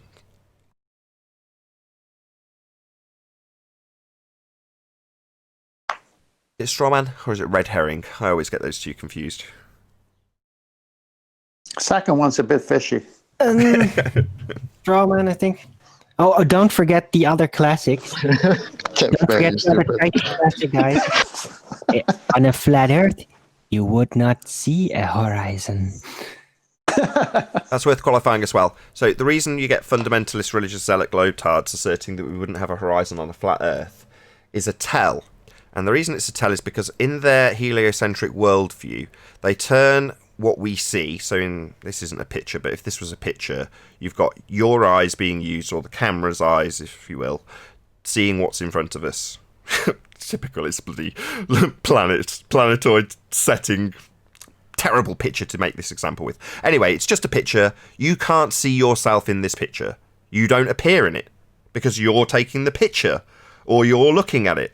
However, in their religious worldview, what they do is they take that image and they flip it 90 degrees, and that's called orthographic view, fondly referred to by us as Muppet vision, because you see the side of your own head in the observation suddenly. Now, what that does is it removes perspective. So then what they do is they draw a curve and draw a tangent to the curve and say that the tangent point is what's obscuring things in the distance, ignoring all aspects of perspective. Now, when you remove the curve, you then end up with two parallel lines. The line of the ground that you're standing on, your own head in shot, which wasn't in the picture, and then a line that's drawn from your eye to the other side of the page. And the two do not converge. Well, in reality, they do. Train tracks converge in the distance. But in orthographic view, these two lines don't converge because they've removed perspective. So when you remove Earth curve from their maths that removes perspective, they're left without a horizon. And therefore they believe that because their perspective hijacking maths is left without a horizon if they remove Earth curve, the only assertion of things disappearing into the distance, then we don't have a horizon. No, you only don't have a horizon when you remove your Earth curve from your perspective hijacking curve maths. It's ludicrous to assert that we don't have a vanishing point. Oh my God. These people are idiots. Yep. I.e., no matter how many come we times can't- you explain it to, they, like Chaiki still afterward just brought it up just like that. And when I first everyone should know better by now. when I first recall hearing that on your show, it was something to the akin to this. Well, if Earth was flat, then how come I can't see New York from England? Too small. What? Too small. On there again, in their mathematics, you draw a line that's flat with you standing on the left side of the page. You draw New York on the right-hand side of the page. Not to scale, but you can draw a line between the two and write 2,000 miles on it, or 5,000 miles on it, or 10,000 miles on it, or 1,000,000 miles on it. And those two lines, the ground line and your line of sight, will never converge. So they think you can see New York from England. No, it's too small. Things converge into the distance at a vanishing point when they reach the angular resolution limit of your eye or camera, and then they're too small to see. But your maths only has one assertion, which is the Earth curve's blocking it. And what's it blocking it with? The horizon that we never see. Yeah, your model's dead. We do have a horizon. Perspective is real. That's right. And there's one step more, of course. There's also there is simply a sight limit to how far we can effectively see, no matter how high up we are. at some point the light going through the air is gonna blur up, and you will see a wall of background, gray or blue, whatever the color is going to be, and you won't be able to see even huge mountains over vast distances. You might be able to scan them, but you won't be able to see them because your sight will just blur up. So what Arwen's describing is sort of, if you've got a particulate matter, it doesn't matter if it's dust or debris in the air, that a meter, you're not even going to see. It's going to be practically invisible. And I've actually demonstrated this. I did a video about it, and I did it with glasses, so old glasses that have been scratched in the dishwasher. And you look through one with a camera, and you can hardly see any scratches at all. But you line up 5 of them, and suddenly you can hardly see through it, because all of the particulate matter that's an analogy with scratches on a glass is built up over distance. So the particulate matter is also another contributing factor. See Tim Osmond's list of all of the excuses flat earthers make for Earth curve, because they only have one assertion. But the list of things that actually occur are just labelled excuses by flat earthers. Anyway, with that, I'm going to say a huge, massive, enormous thank you to both Discord and G Plus panels for making today's live show possible. If you are watching this on the Nathan Oakley or Nathan Oakley 1980 premiering stream, then stay tuned, as there will be an after show to follow. As I say, if you're watching this live, though, this is where we bid you farewell. Be sure to check out nathanoakley.com and the Flat Earth Debate Forum to keep up to date with the community debate. Massive thanks to all of you who smashed the super chat, liked, commented, shared, subscribed, and all that good stuff. Once again, stay tuned if you're watching on the premiering stream. I've been Nathan Oakley, and I'll see you all in the next video.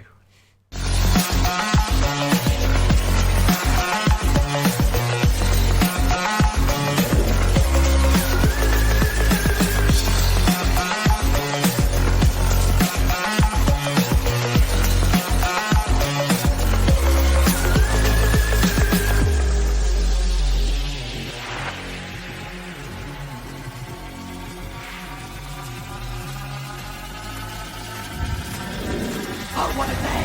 What a lovely day!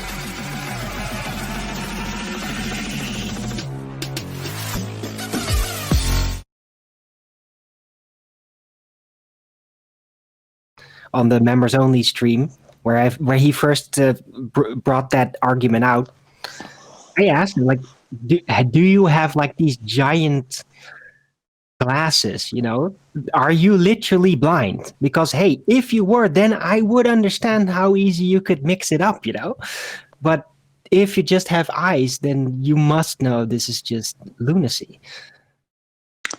Yeah, I mean, everyone knows limitations exist with field of view. I mean, it's obvious. Check out George Netanyahu in the chat, spamming me, going, Nathan Oakley, why cannot you bring England into view from New York with a powerful telescope? Wonder why?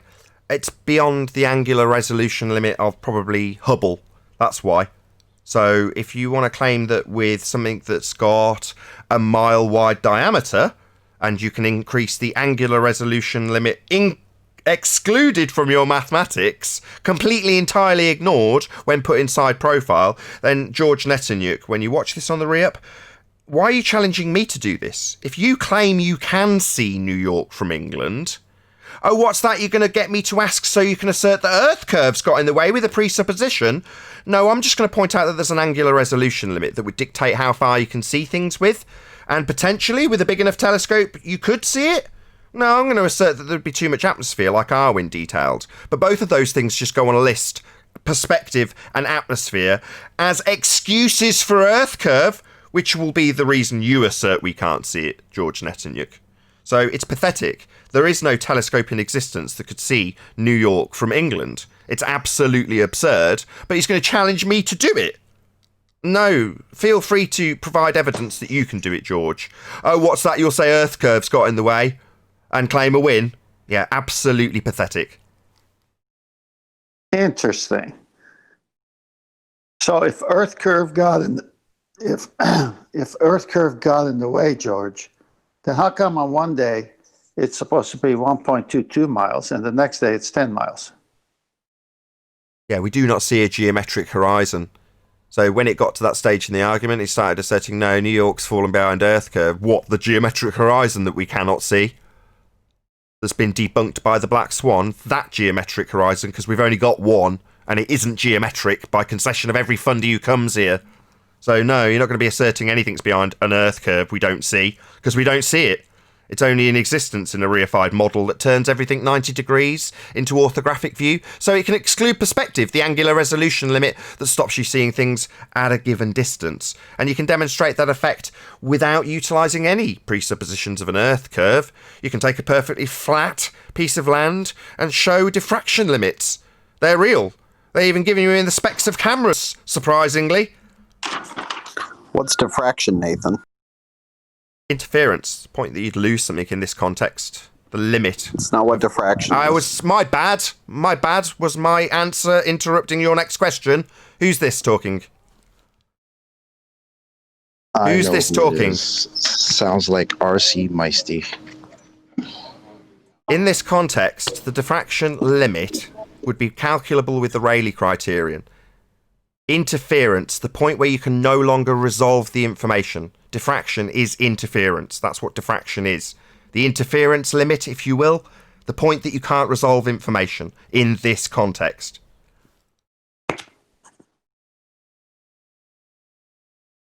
Why would that not be in the mathematics for an Earth curve? Whoever it was that was asking me. Now you've got my response. Why isn't that included in Earth curve mathematics?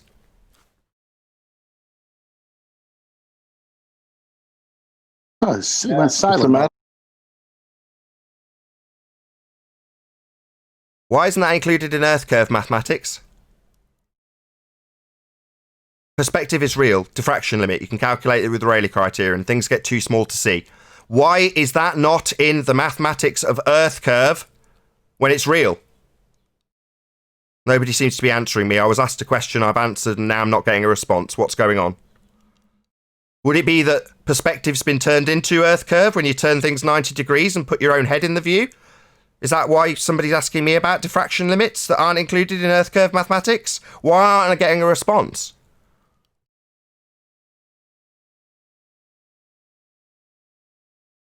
There is none. So, I'll summarise, given that this person who asked me a question seemed to ask a question about part of a religious rhetoric that isn't included.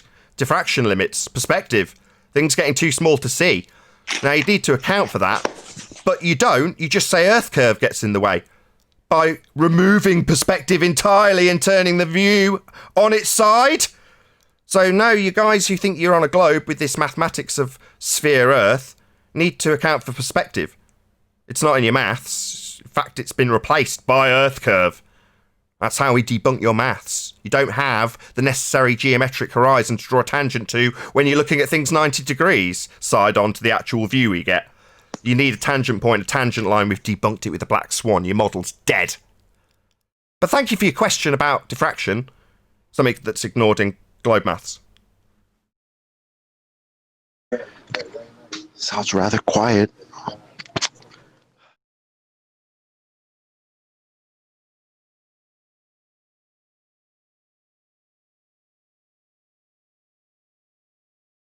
Wow, it's a little sniper move and then run away.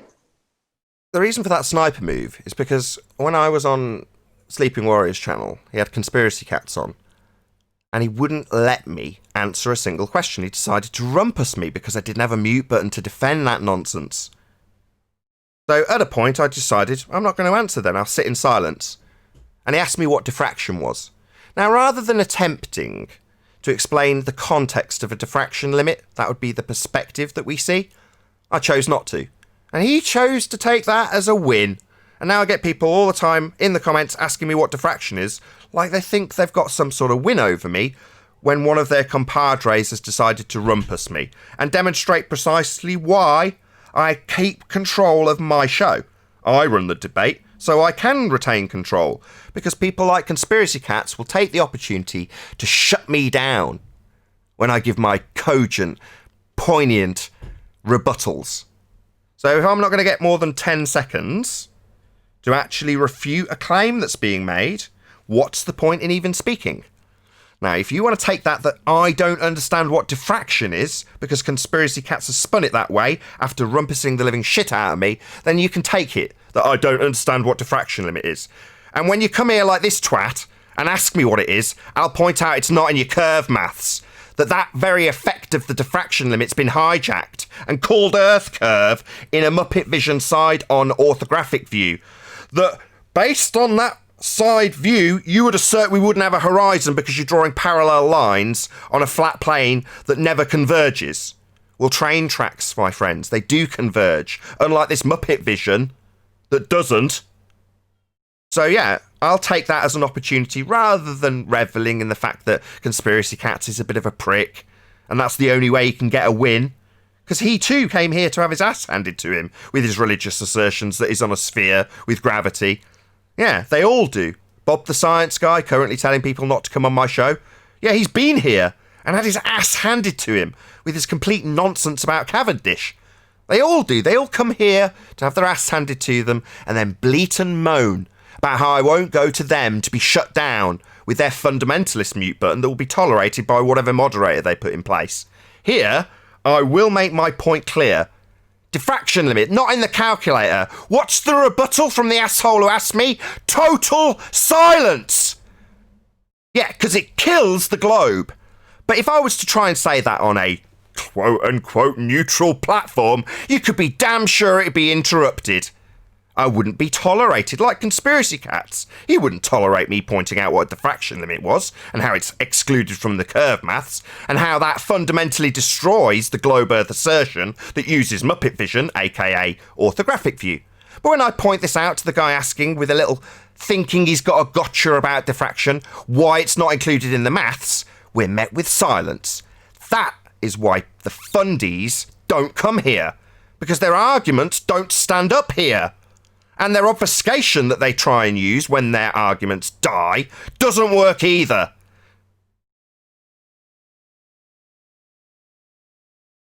I'm typing And they in then diffraction. mysteriously go silent for the next 15 minutes after being asked questions. I just typed in diffraction limit, and I'm getting all kinds of articles from all kinds of sources that back your argument, Nathan, and prove it. I mean, I understand why. This is easily debunked just by typing in diffraction limit and reading it. So it's definitely real.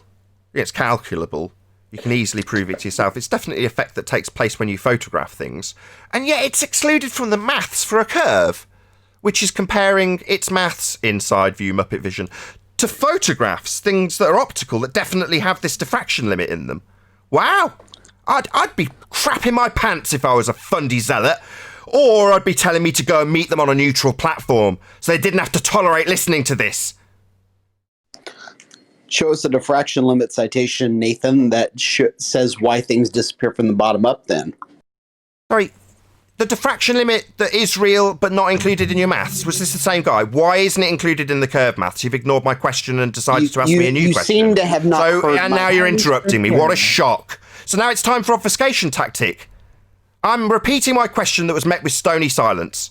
This thing that you're now asking for citation for, why is it not included in your maths? Are you denying that things converge in the distance to a point where they disappear? I ask you, since you apparently didn't hear the question, I ask you, why do things disappear from the bottom up because of a diffraction limit? Can you show me any citation in the world? I can give you an example. That says they disappear from the bottom up. I can give you an example. Oh, I don't want your example. Why would I? I said give me a citation.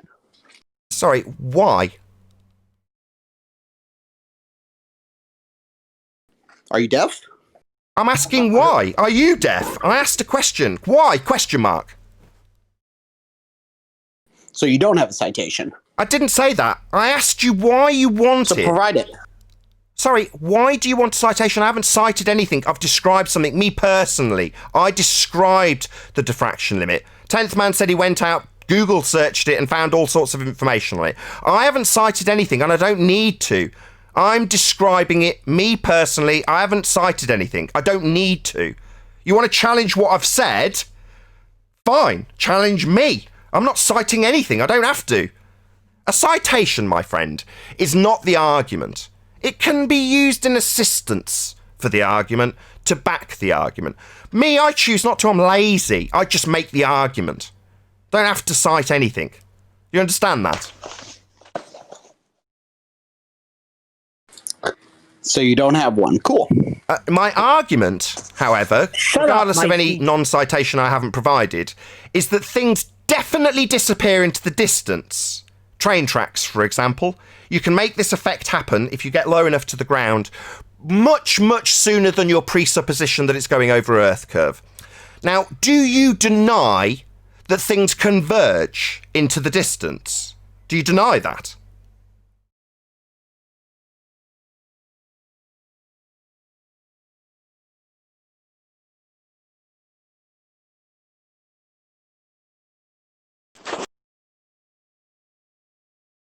Deny and obfuscate. I don't need a colour commentary from anybody other than the guy I'm speaking to, who's now stony silent again. He said his work was done here. Oh, his work was done? What, when I rebutted him, he ran away like Rumpus sticks his fingers in his ears? That's not having a rebuttal. That's not debating me. That's running away like a coward when I refute your claims. Now, you've challenged me to cite perspective. And I've asked you if you deny things converging into the distance, and the response is, my work here is done. No, your model, orthographic view, has things never ever converging. There's no convergence happening in the globe model. That's perspective. Otherwise known as the diffraction limit. Or angular resolution limit, the thing he asked me about.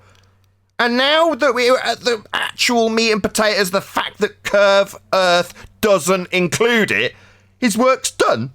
No, that's him being annihilated and then running away like a complete coward, having attempted, after ignoring me and leaving 2 stony silences, to ask new questions to justify that we have perspective by citation. Do I need to cite perspective as real? No, I can just describe things converging in the distance. That's a fact of life. Not something that's challengeable or requires citation. No. But people who understand things that converge in the distance is caused by perspective and have a reasonable grasp of reality would then go on to what? Justify why this maths on screen now with donkey dick horizons doesn't include this effect of things converging? Oh no, his work's already done. He doesn't need to explain that. Yet this diagram has got this point as me, the side of my own head in the maths. And the thing I'm looking at not being in the distance, being on the right-hand side of the page. And it's not converging. It's staying at the same exact size. Doesn't matter what size you put something or what distance you put something on this maths. It stays the same bloody size. The perspective is ignored. So what, I'm going to bugger off when I'm asked about that after leaving 2 stony silences.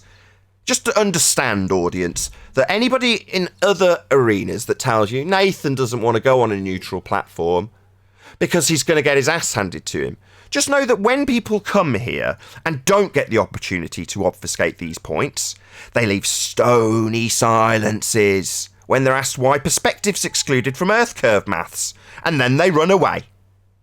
So do I need to go to some asshole's platform to be shut down on making a good point that wins? No, I don't. I've built up a nice little platform where I can obliterate you without your fundy obfuscation tactic, and that is basically the only thing you can do in the face of a winning argument. Run away or try and obfuscate with a different question that's unrelated. Charge me with proving that perspective's real.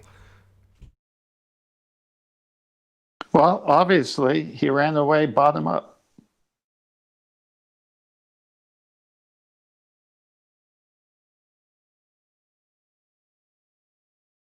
What a coward. I find it funny. They can't validate anything, but they ask you for citation on something that's obvious.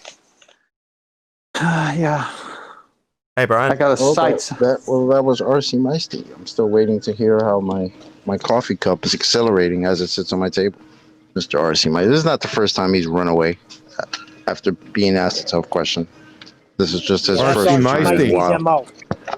R.C. Meisty shouldn't be in here. Oh, what did he do? He's been banned like 6 times. He keeps on coming back on sock accounts. You see him, you ban him on site. I don't know the name he was just using, but I know his voice very well. His voice is obvious. Say it again, Lemon My Bird. work is done here. Oh, it wasn't Lemon Bird. Sorry, can you That repeat? sounded like Neil. No, he said, my work is done here because I that's know. all he came to do.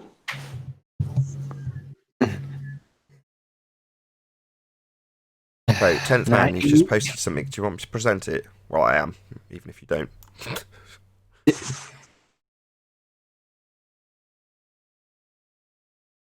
Oh, is it the Rayleigh criterion? Oh, you're talking about what I put in Master B? Yeah, I've just put it up on screen. Diffraction limit imaging.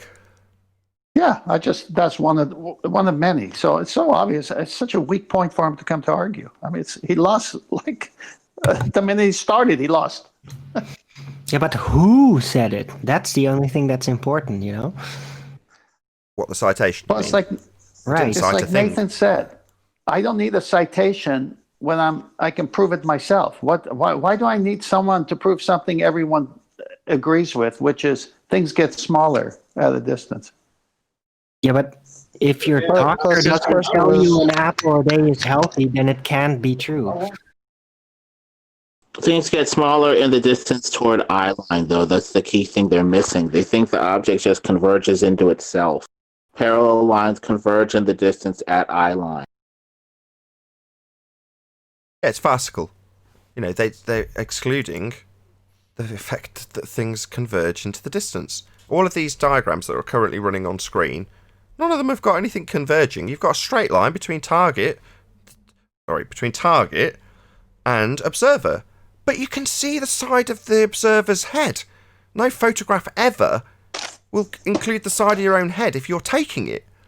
But that's how they mathematically calculate this, so they can remove the effect of things converging into the distance, i.e. perspective, or the angular resolution limit, or the diffraction limit, or the interference limit. Whatever you want to call it, it's the point where things get too small to see. Totally ignored in Earth curve maths, because they've hijacked it. They've taken that effect and called it Earth curve. It's childish. My goodness, get in the car, get 5 miles away from something that you see that looks small, drive towards it, it gets bigger. I mean, it's over. Gosh. Citation, please. Car. Yeah, you've said cars get bigger as you get Citation. closer to them. That's outrageous and not in line with my globe belief. Therefore, you must cite this. Citation. I can get there I don't even faster, know. but I'll get a citation. They don't even know what a citation is, for goodness sakes. I mean, I'm lazy, QE. I am genuinely lazy. I'm sat here now. I've got my feet up. I'm lazy. And that means I don't want to argue with citations. Now, you are far more slick than I. You go to the effort of gathering up the citations, you present them on screen, you provide links for them, you provide multiple citations in many instances.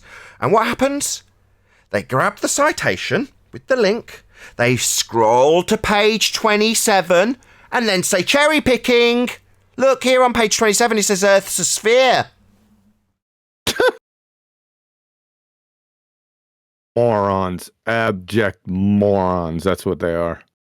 Every last one of them. I can stereotype them because I haven't ran into anything different. Not once.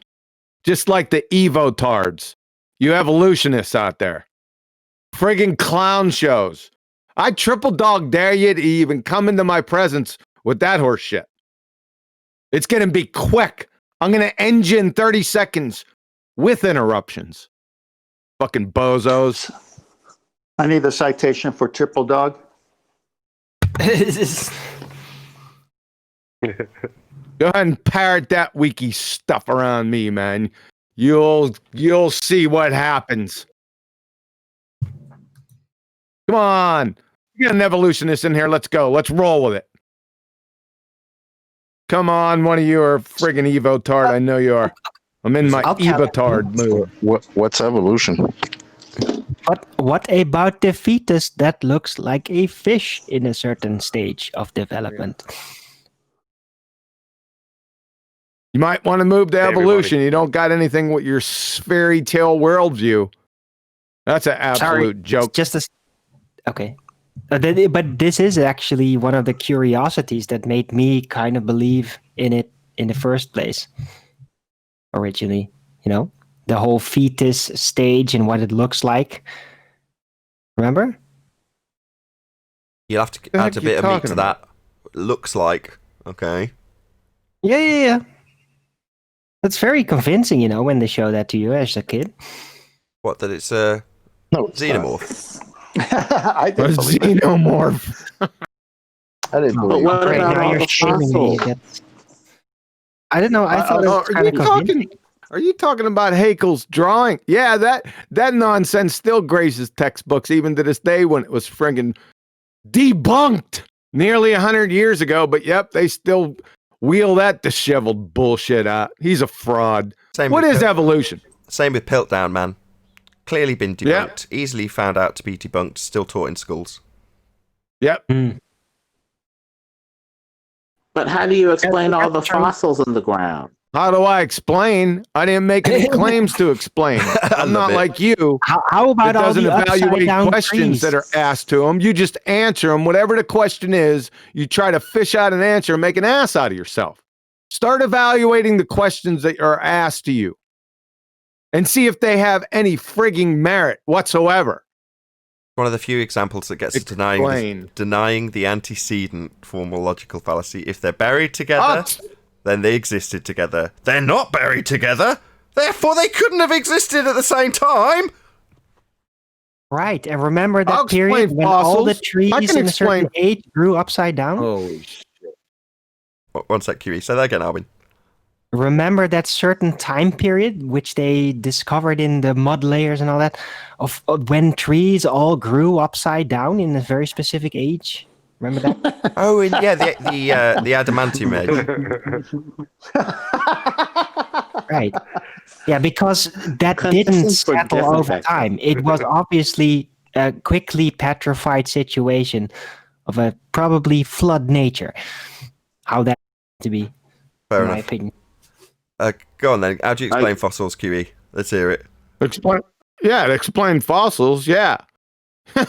It happens when water and dirt bury your dumbass really, really fast, right?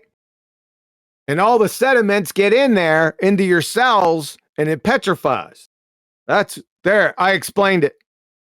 Right. It has to do with Are the you talking cutoff of about any a oxygenation flood? process. Well done. Both Chocolate and Arwen said, go on, Chocolate. Was it Chocolate? No, I don't think so. Was it someone No, in I didn't say Discord? anything. Whoever it was in You're Discord. talking about like a biblical flood? That leads to unscientific, non-materialistic spiritual thinking. That's not scientific enough for my atheism. But what Your about all the atheism, you're upside down trees? Hold on. I'll bite on that. Go on then. I want to hear what QE has to say. Saying that the worldview of a Christian isn't scientifically valid, to cut a long story short. That's what he's saying. Yeah, that's like, God did it. You have to have a materialistic, self-existing, non-God process. That's please. a Thank different you. claim. Hold on. No, that's a different claim. The whole God did it thing, that goes without saying. It's the antecedent. It just gets so hairy because now you got to prove God exists. And no that's worries. He doesn't. No worries. I already did that. No worries. Are you aware of the ontological primitives? I am. What are the ontological primitives? Either something created it or it just created itself. Right. Nature or intelligent design are the only two causes for the existence that we have. Well, what's the first law of thermodynamics? Energy can't be created or destroyed. Oh, well, there goes one of the ontological primitives, which leaves us with God. Or it could just be self-existing and pantheistic forever and ever. And ever. Hold on. What was the first law of thermodynamics again? Energy can't be created or destroyed. Oh, not that then. Can't But self-create. can't we go with pantheism? It can't just create itself in a cycle, though. Like pantheism? That's a new word on me. Pantheism. Explain pantheism. I don't know what that is. There's no God apart from creation. Creation can basically create itself, basically. So basically, it's a stone cold first law of thermodynamics violation summed up in a sentence.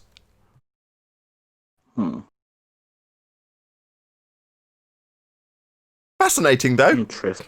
So there's a worldview that nature created itself. Yeah, so's the Big Bang. Well, you know, if God wanted that to be so, he could have done it like that. There would still be a God at the beginning of it. There is a God. True. There'll be people out there that don't like this, but it's tough luck. At first, I didn't like it. In fact, when sorry to regale you with a story about me, but there we go. I came to Flat Earth, and basically, I instantly knew there was a God. But then I rationalised it away, and went, no, maybe not. Maybe I've just become too enthusiastic about this newfound information. My new realisation has just overcome me. Maybe I'm being a bit hasty about God, even though it seemed so blatantly obvious immediately. Yep.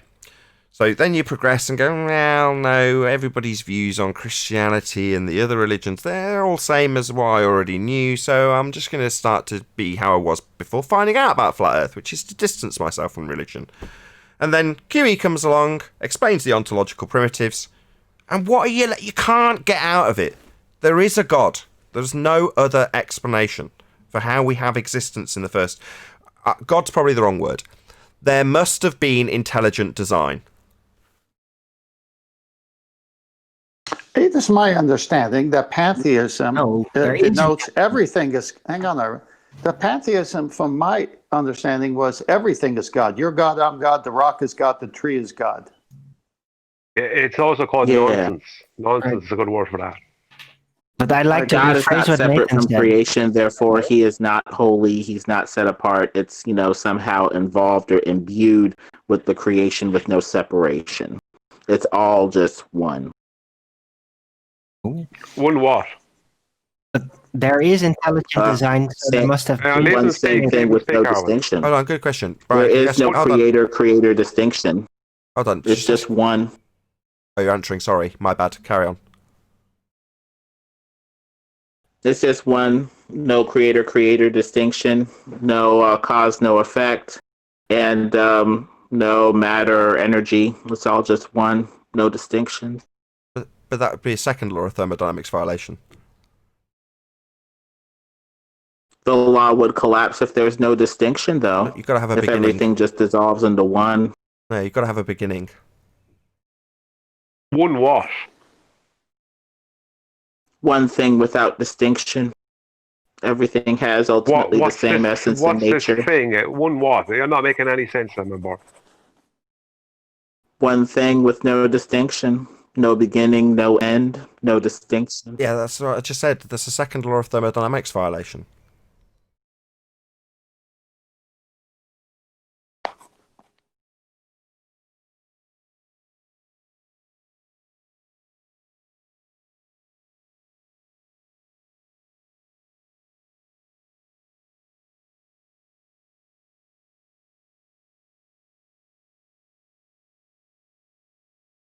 Okay, well, that was that. Yeah, well, there's not a great deal else to say.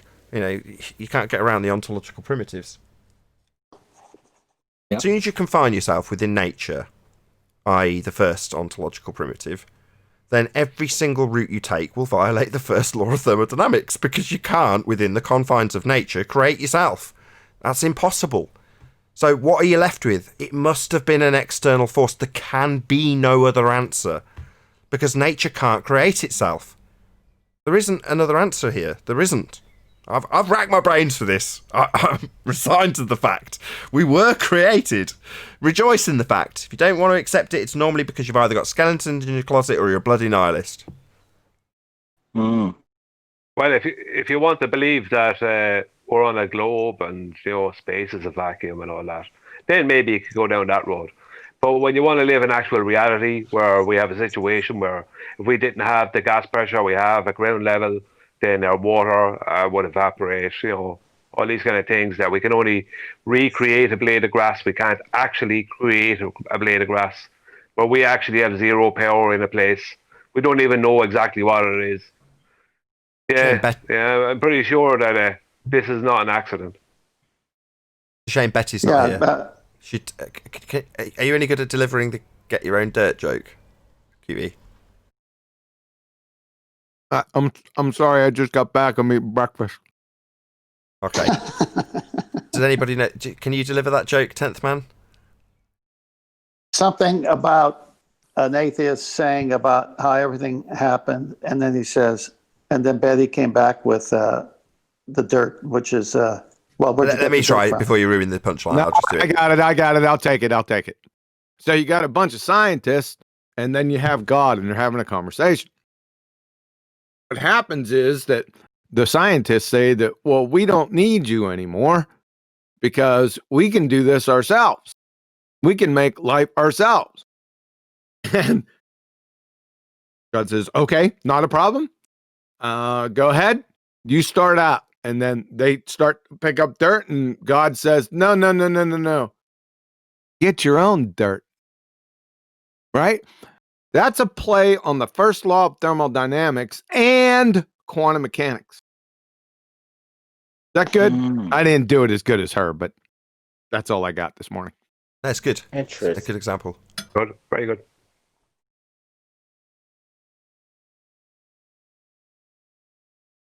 I find it very difficult. I mean, I accept it, but I find it difficult to believe that anyone who is a flat earther could not have come to the understanding that there has to be a creator. You know, I just can't. I can't. I can accept it, but I find it very difficult to believe that somebody would not be able to understand that there has to be a creator. No, I totally get that. No, well, I can relate to that because I was that guy. So I remember early on hearing Jaron say exactly that. I can't believe for 1 second that there'd be a guy who understands and appreciates the obvious and observable flat nature of our world and doesn't understand that we have a creator. You know, it's obvious. And I heard that and I thought, well, maybe to you. But all I'm doing is assessing my current knowledge after a revelation. Admittedly, the revelation made me go, oh God, I better be a better person. That's honestly what I thought. Oh God. Well, think of all the terrible things I've done. I've been watched the whole time, you know, because you got this, anthropomorphization of what God is. Or at least I do, and many Christians do as well, but you know, I'm not poking at them. But by the same token, it's like suddenly you have a bit of introspection, or I did. But then you go back to your old beliefs and go, well, no, this is my understanding, and the things that I've learnt over the years about what people say God is, I don't still believe any of those. So the revelation didn't stay for very long in that regard. But like I say, you get to the point where you go, well, how did it all come to pass? How could it have all come to pass? Well, the question is, what are the ontological primitives, not how did it all come to pass? What are the only explanations for how we can be in existence? Well, either nature poofed itself into existence. Well, if you're talking about nature, you're governed by natural law. So therefore, you can't have it poofing itself into existence. Okay, well, that discounts that then. What else we got?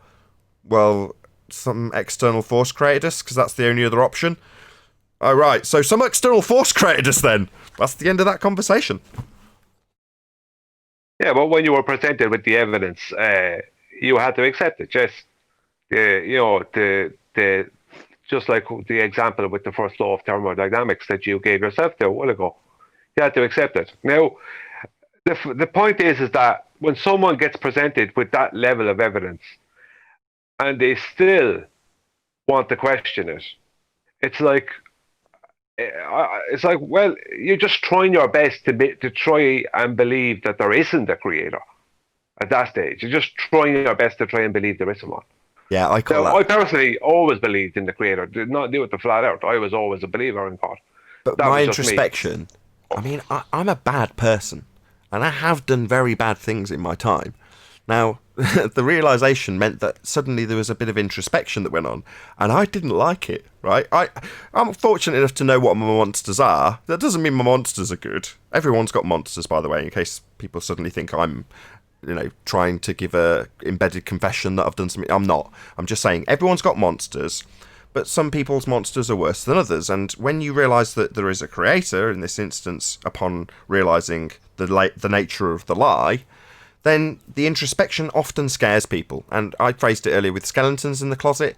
If some people, once you get to the point that you think, oh no, well then that might have some consequences, or how can I put it another way? There's a guy in the clouds watching down on me by way of anthropomorphization. Well, if you've done terrible things, you're not going to want to reflect on those terrible things. You're going to want to forget about them and make them inconsequential and meaningless. Well, if there's a creator, suddenly all of those things become far more important. And most people don't want to look at the skeletons they have in their closet. Not most people. Some people, not most. Yeah, the old belief of what happened when you died was that. So I can only call it belief because even though it makes sense to me, I can't prove it, obviously. But the old belief was that in the old world and in the, let's say, old Celtic times and that as well, that when you died, that you basically were shown like a video of your life, and you had to watch it, all the good and the bad parts, kind of thing. So you had no choice but to accept it. So, accept what your life was, what you did, the choices you made, when you made them, and whatever. So, if that is the case, then it's going to be a lot harder to watch that video if you're doing your best to not accept that there's likely a video of this. Do you know what I mean? When you pass on, if you start accepting, well, this could get tricky when I pass on there, so it's probably best that I start accepting some stuff. No, I'm not trying to bully anyone into believing anything. It's just, matter and energy can't be destroyed or created. So, just from a pure, I don't know if you call it scientific, but from a pure facts point of view, it's like, how do you get past that? In philosophy, there's a good argument. Being cannot come from not being. There's also the question of irrefutable complexity, irreducible complexity. Irrefutable complexity. That's a good one. I like that. I misspoke on that one. Yeah, you talked about, that's right. The first question that's asked, like Nathan said, it's an introspection saying, whoa. Let's hold on here. Like you said, everyone's got skeletons in their closets. Some people got whole graveyards in there. But see, the most important thing is the second half, the follow-on question or the follow-on issue. What's going to happen, right? Because I'm guilty of these. There's no getting away from it. No running away. It's impossible to rectify. So the second half of that question is Jesus Christ. See, that's what leads you to Christ. You have no other option, right? Because he's already paid for all those in full. All you have to do is just reckon with him. Truth will set you free. Thanks. Amen. Skeletons are a hoax. I make no bones about them. It's a metaphor. Jeez, tough man. Nathan, as I said earlier, I was always a believer in the Creator. I never haven't been, but I still didn't live a perfect life. So that doesn't. If people are worried that, I did bad things. I made bad choices and I did bad things. And it's not even that I was setting out to be bad. It was just that was the choice I made at the time. It was bad, just stupid choices made on the spot. Let's just say. But I still own them. You know what I mean? I still did them. I still have to pay answer for them. Let's just say. So anyone out there who was thinking, "Oh no, I've got skeletons in my closet," and if I start accepting that there might be a creator, then how am I going to deal with that? It's just like there is no such thing as skeletons in your closet. It's all being watched. We have a creator, so it's all being watched. Everything you do is all there. It's all going to be on that video. You know what I mean? It's like, yeah, imagine my That's what I said. Accept them now. Sorry. That's why I said skeletons are a hoax. You can't hide. Exactly. There's no hiding. Yeah, you can't hide from the creator. The skeletons are a hoax. It's just something in your mind that makes you think one way or the other. Yeah, that's the problem though, isn't it? you come to this information, you go, why didn't someone tell me? I wouldn't have done all those filthy things. Oh yeah, I was told repeatedly. There's The point is a about- verse in Romans. I'm sorry. There's a verse in Romans 1, verse 20, a few followings, and this is on topic here. For since the creation of the world, his invisible attributes are clearly seen, being understood by the things that are made, even his eternal power and Godhead, so that they are without excuse. Because although they knew God, they did not glorify him as God, nor were thankful, but became futile in their thoughts, and their foolish hearts were darkened. Professing to be wise, they became fools, and changed the glory of the incorruptible God into an image made like corruptible man, and birds and four-footed animals and creeping things. Therefore God also gave them up to uncleanness in the lusts of their hearts to dishonor their bodies among themselves, who exchanged the truth of God for the lie, then worshipped and served the creature rather than the Creator, who is blessed forever. Amen.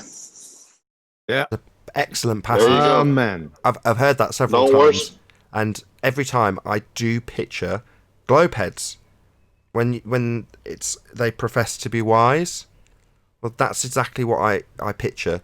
People talking about the heliocentric model and professing to be scientists and saying you need to respect our authority and our opinions and our stories because they're real, because we told you they are. And those are the people being described in that passage, in my opinion. I have to make a confession. I actually, and I don't mean disrespectful, anything disrespectful about this, but just that something naturally happens to me. I droned out when that passage was being read out. And I normally listen to 10th Man intensely. I droned out. It always happens to me with passages from the Bible or the Quran or anything like that. You know, and the same happens to me if I'm listening to someone like Rumpus or that kind of scientific thing, or these kind of pseudoscience things. The same thing happens to me, and I'm not putting them in the same boat. It's just it happens to me. So I have no idea what was said there. It's like the comedy. It's the comedy gag when it shows the nagging wife talking to the husband, and the wife saying, "You didn't do the dishwasher and you didn't take the bins out," and then it cuts to the shot of the first person view of the husband, and what he can hear is, "Wee." Yeah. And I don't mean to put that passage in the same bracket as the nonsense that pseudoscientists go on about. I'm just saying that just happens to me. So there's a huge amount of stuff that just goes straight over my head. Even sometimes when I'm on the show here, there's some stuff being said, and Nathan can say, "What do you think about that, Brian?" And I'm like, and I'm trying to make it up on the spot because I have no idea what was said. I don't blame you. Tuning out this Rumpus is probably the best thing you can do. The verse 23 of Romans 1 talked about what we talked earlier about pantheism, and changed the glory of God incorruptible, and changed the glory of the incorruptible God into an image made like corruptible man and birds and four-footed animals and creeping things. So everything is God, because you want to do without God because you don't want to face him one day. So you make yourself God, you make everything in nature God. So that touched upon pantheism right there.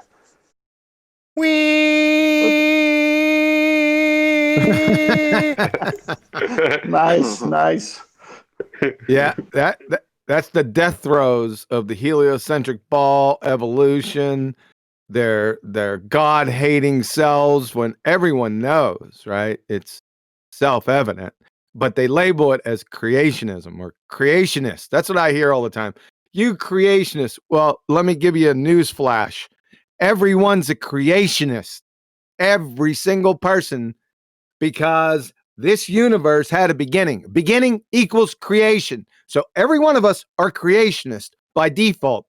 The only issue is what created us. You only have two choices. So there's no gaps at all. You got two choices, one or the other.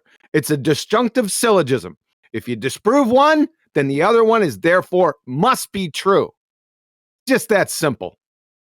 Just for contrast, a disjunctive syllogism is the polar opposite of a false dichotomy, which is what we get presented with, just in case somebody comes along and now describes a false dichotomy incorrectly.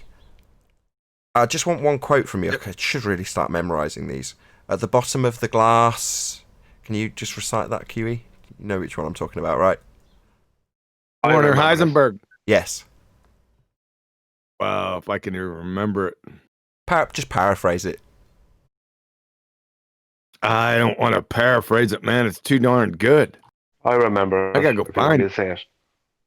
Go on then, Brian.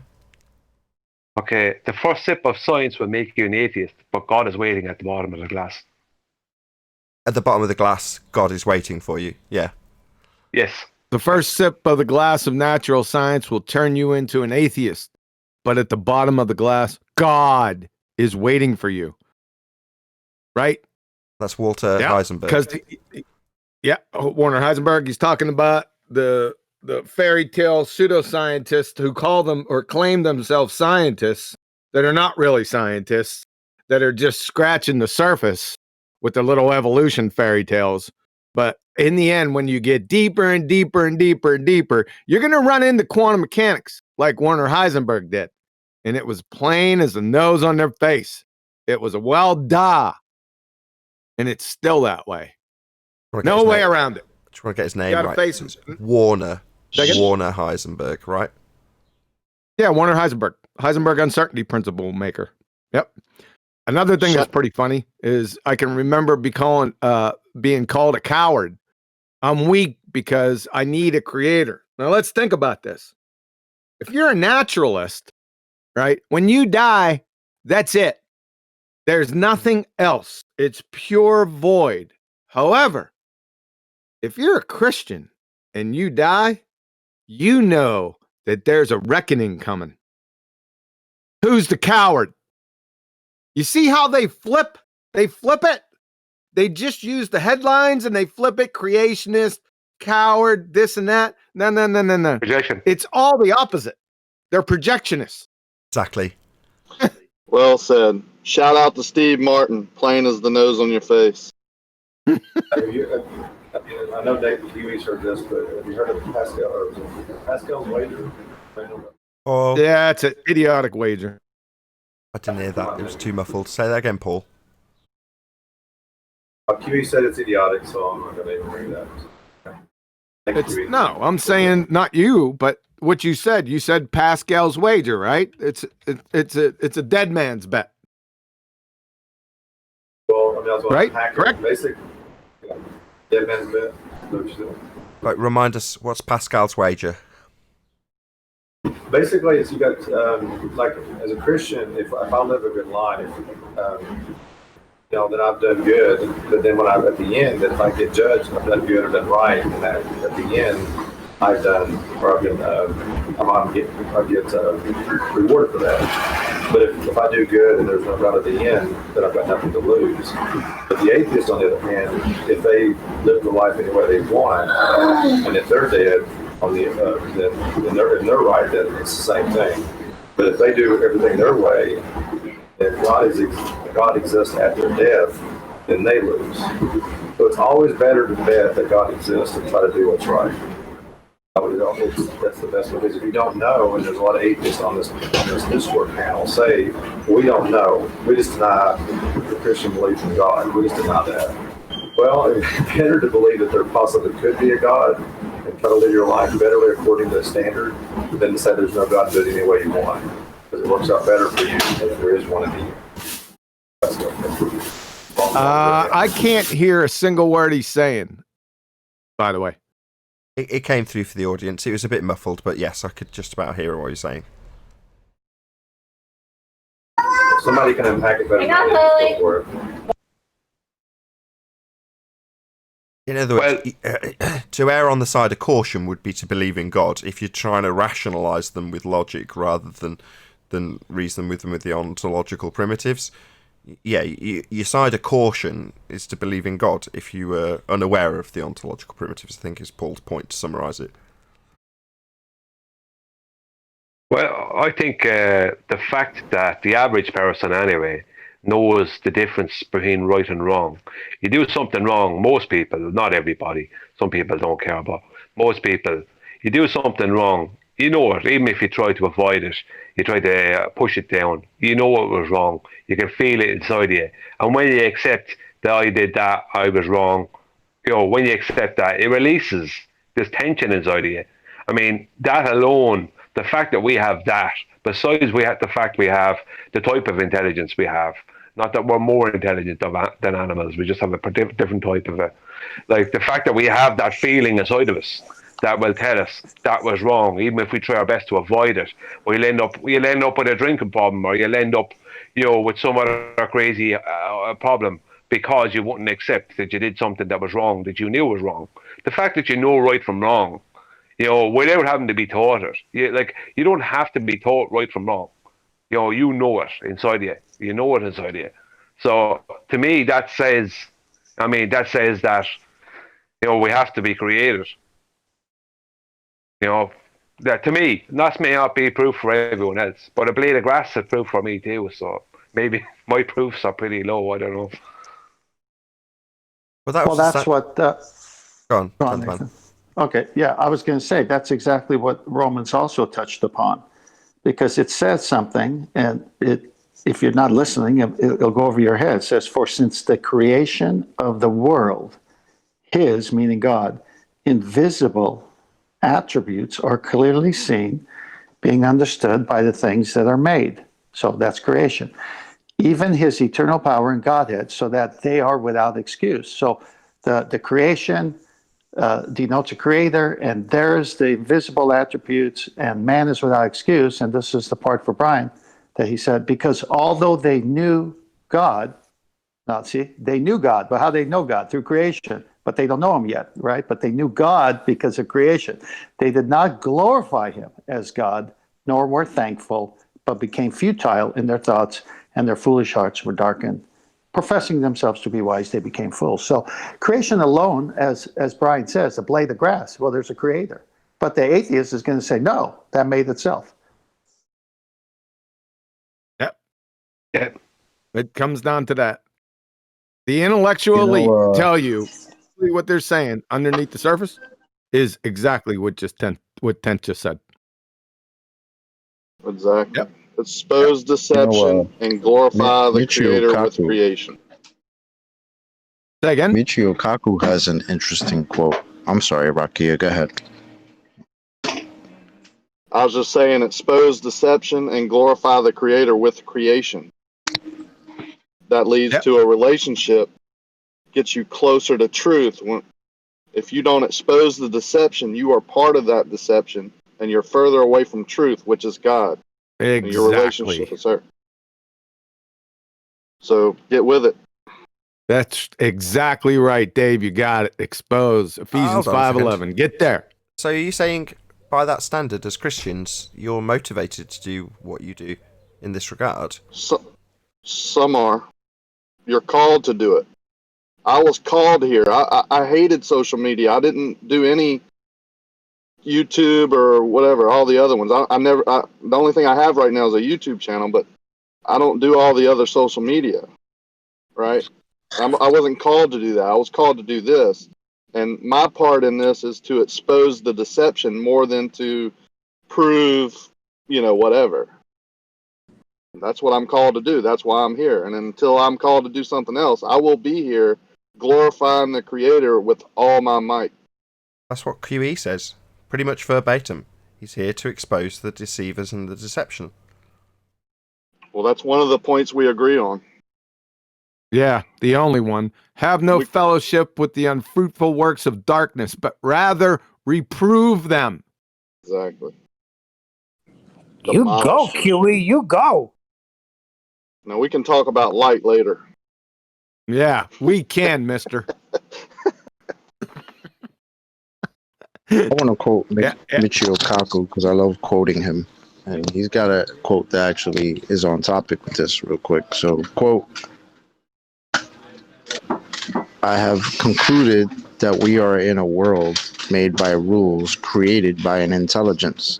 Believe me, everything that we call chance today won't make sense anymore. To me, it is clear that we exist in a plan which is governed by rules that were created, shaped by a universal intelligence, and not by chance. End quote. So he knows, apparently. He's sipped at that cup, clearly. Yep. He's about to get to the bottom, I hope.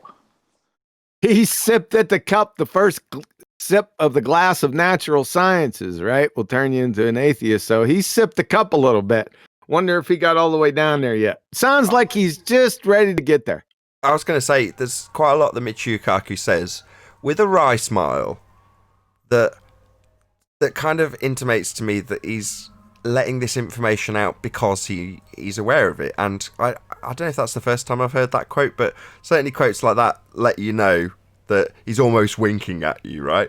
He's why do you think we quote him so often? Because he's exposing some of the pseudoscience. So the best quote is when he's talking about the guesswork that they do within their field. Yep. Well, that's priceless. Why would you do that? Why would you demean your own work? Well, that's what he's doing.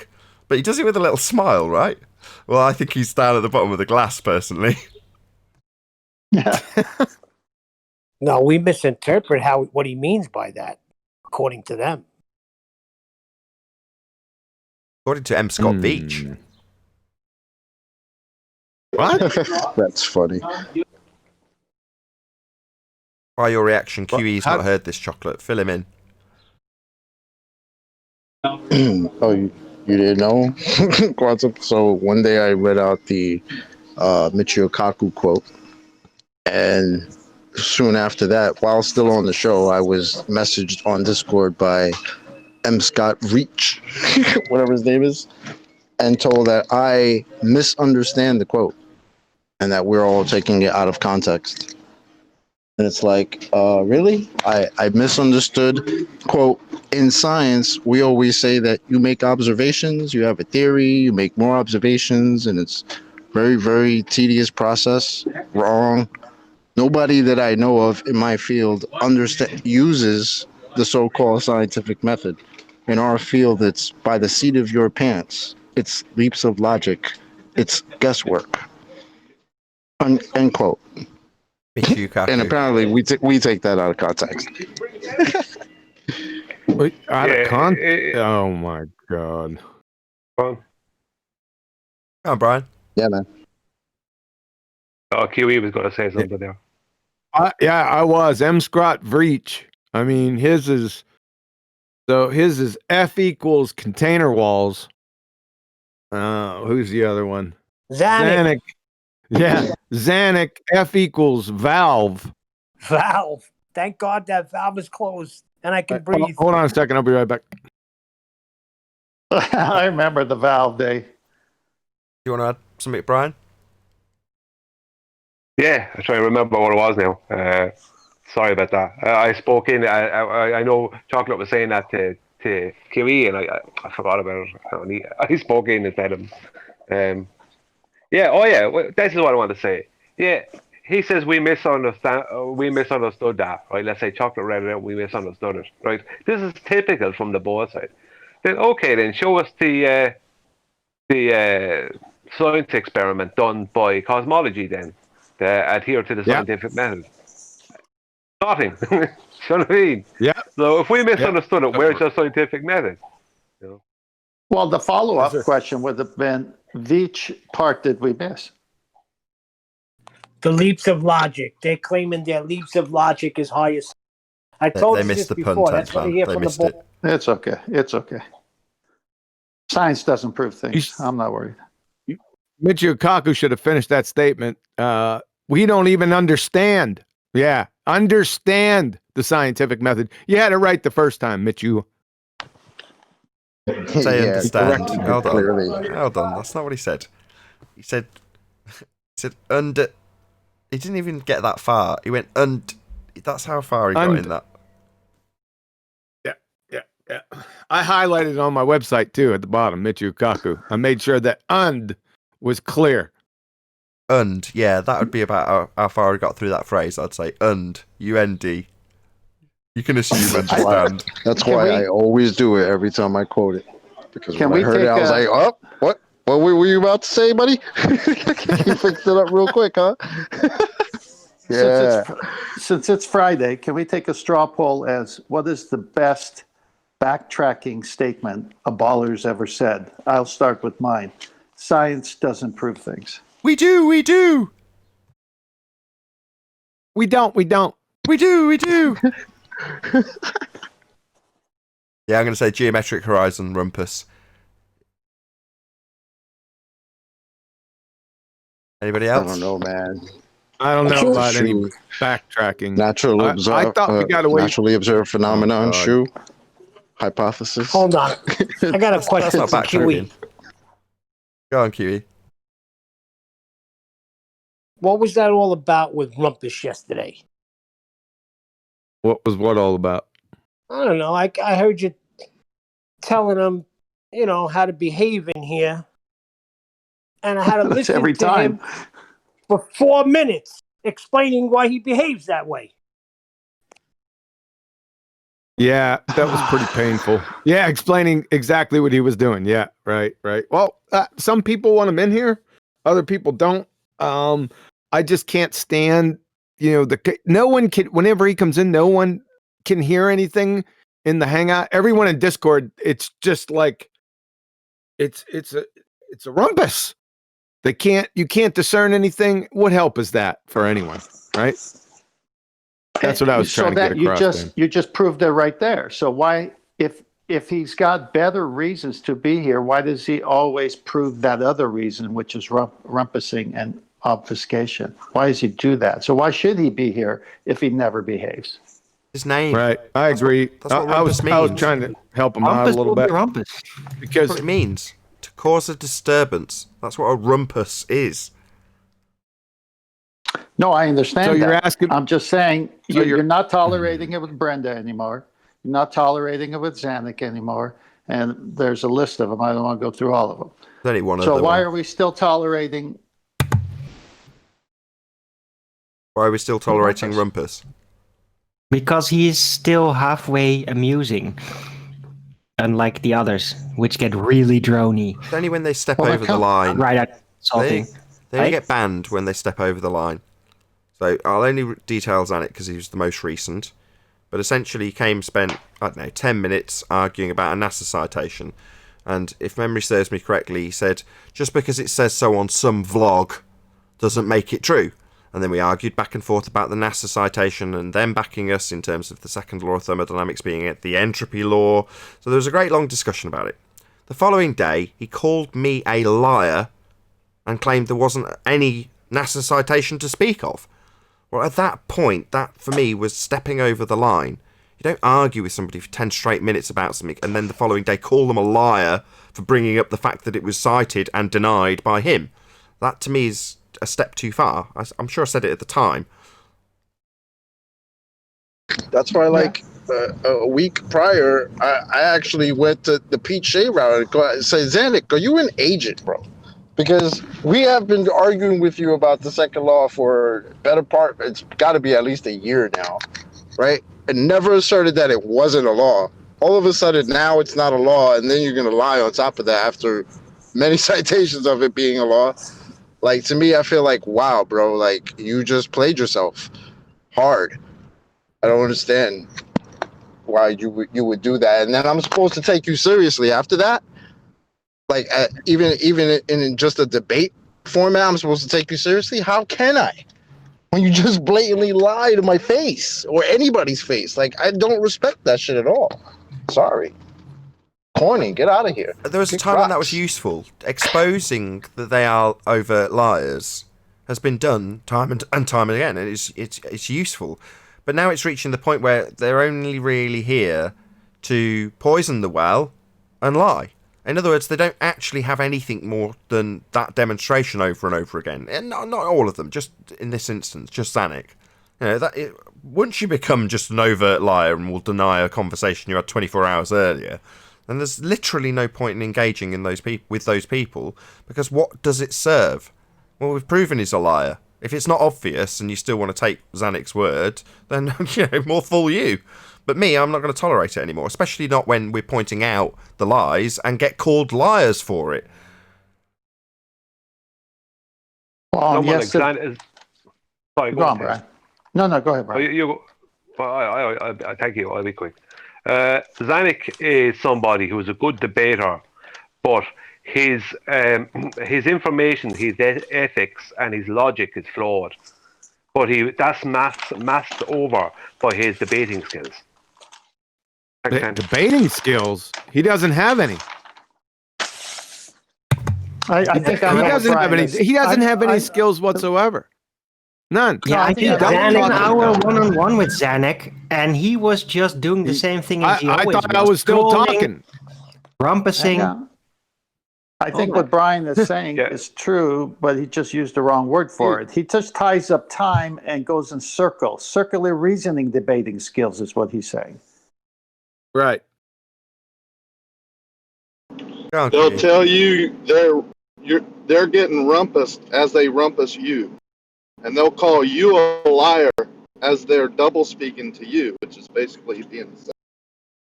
It's tactics. You want to I hear see some scary Zanuck stuff. as the used car salesman of the globe tards. Yeah. Exactly. Literally, that's what he sounds like. That's what he portrays himself like. Like what Bill Paxton played in that movie True Lies. That's what I hear when I hear Zanuck. Watch the movie Used Cars. Used cars, when they're turning back the odometer to sell used cars at a better price.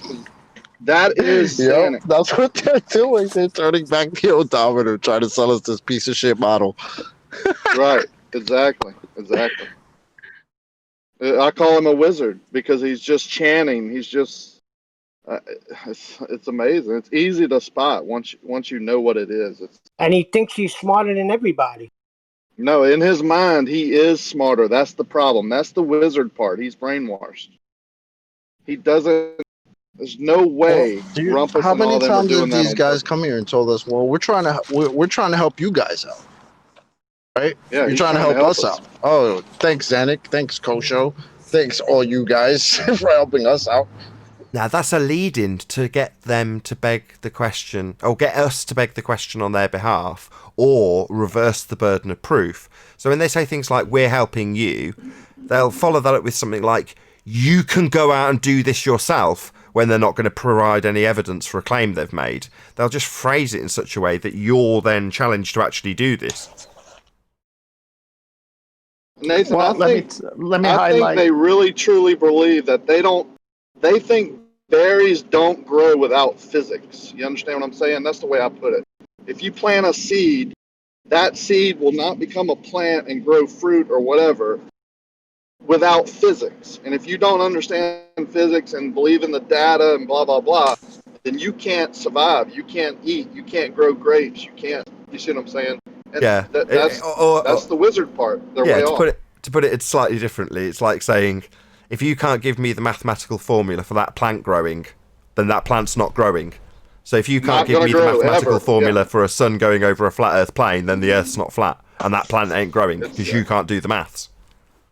Even Don't though forget the time. It needs time as well. Sorry, Rick. It needs time as well to grow. Even though we've seen that same plant grow all of our lives, and we know how it grows and that it's going to grow with us or without us, if we don't have the data and the math to prove it, they are promising us that plant won't grow, right? That's what wizardry. Straight up wizardry. Are we talking about seed sprouter? So you grow seed, just leave a seed on the table and give it enough time? Oh, but then he forgot because then he wanted to add water and soil and stuff. So I guess time didn't do anything. That was the I guy think they get spoken. lost in the weeds of that argument myself. Who is it that spoke in Discord a minute ago? That was somebody else's gag. That was me, Nathan. Who's me? Oh, there you go. SE Montreal. SE Montreal. The man. Good to have you, my friend. Yeah, time's the cause of that seed growing, right? Without time, bro, nothing could happen. Yep. They actually. We get back to the Bible and plants and things like animals and all that was here before humans. Humans are not the cause of plants growing and all that. Physics doesn't matter. Man-made product doesn't matter. Well, that's the whole thing with anything is a natural phenomenon because man is natural. Guys, So remember, let's put it to the test with Rumpus. He says about the geometric horizon. It's not a visual one, but it is visible. And he's going to teach me about time and formulas.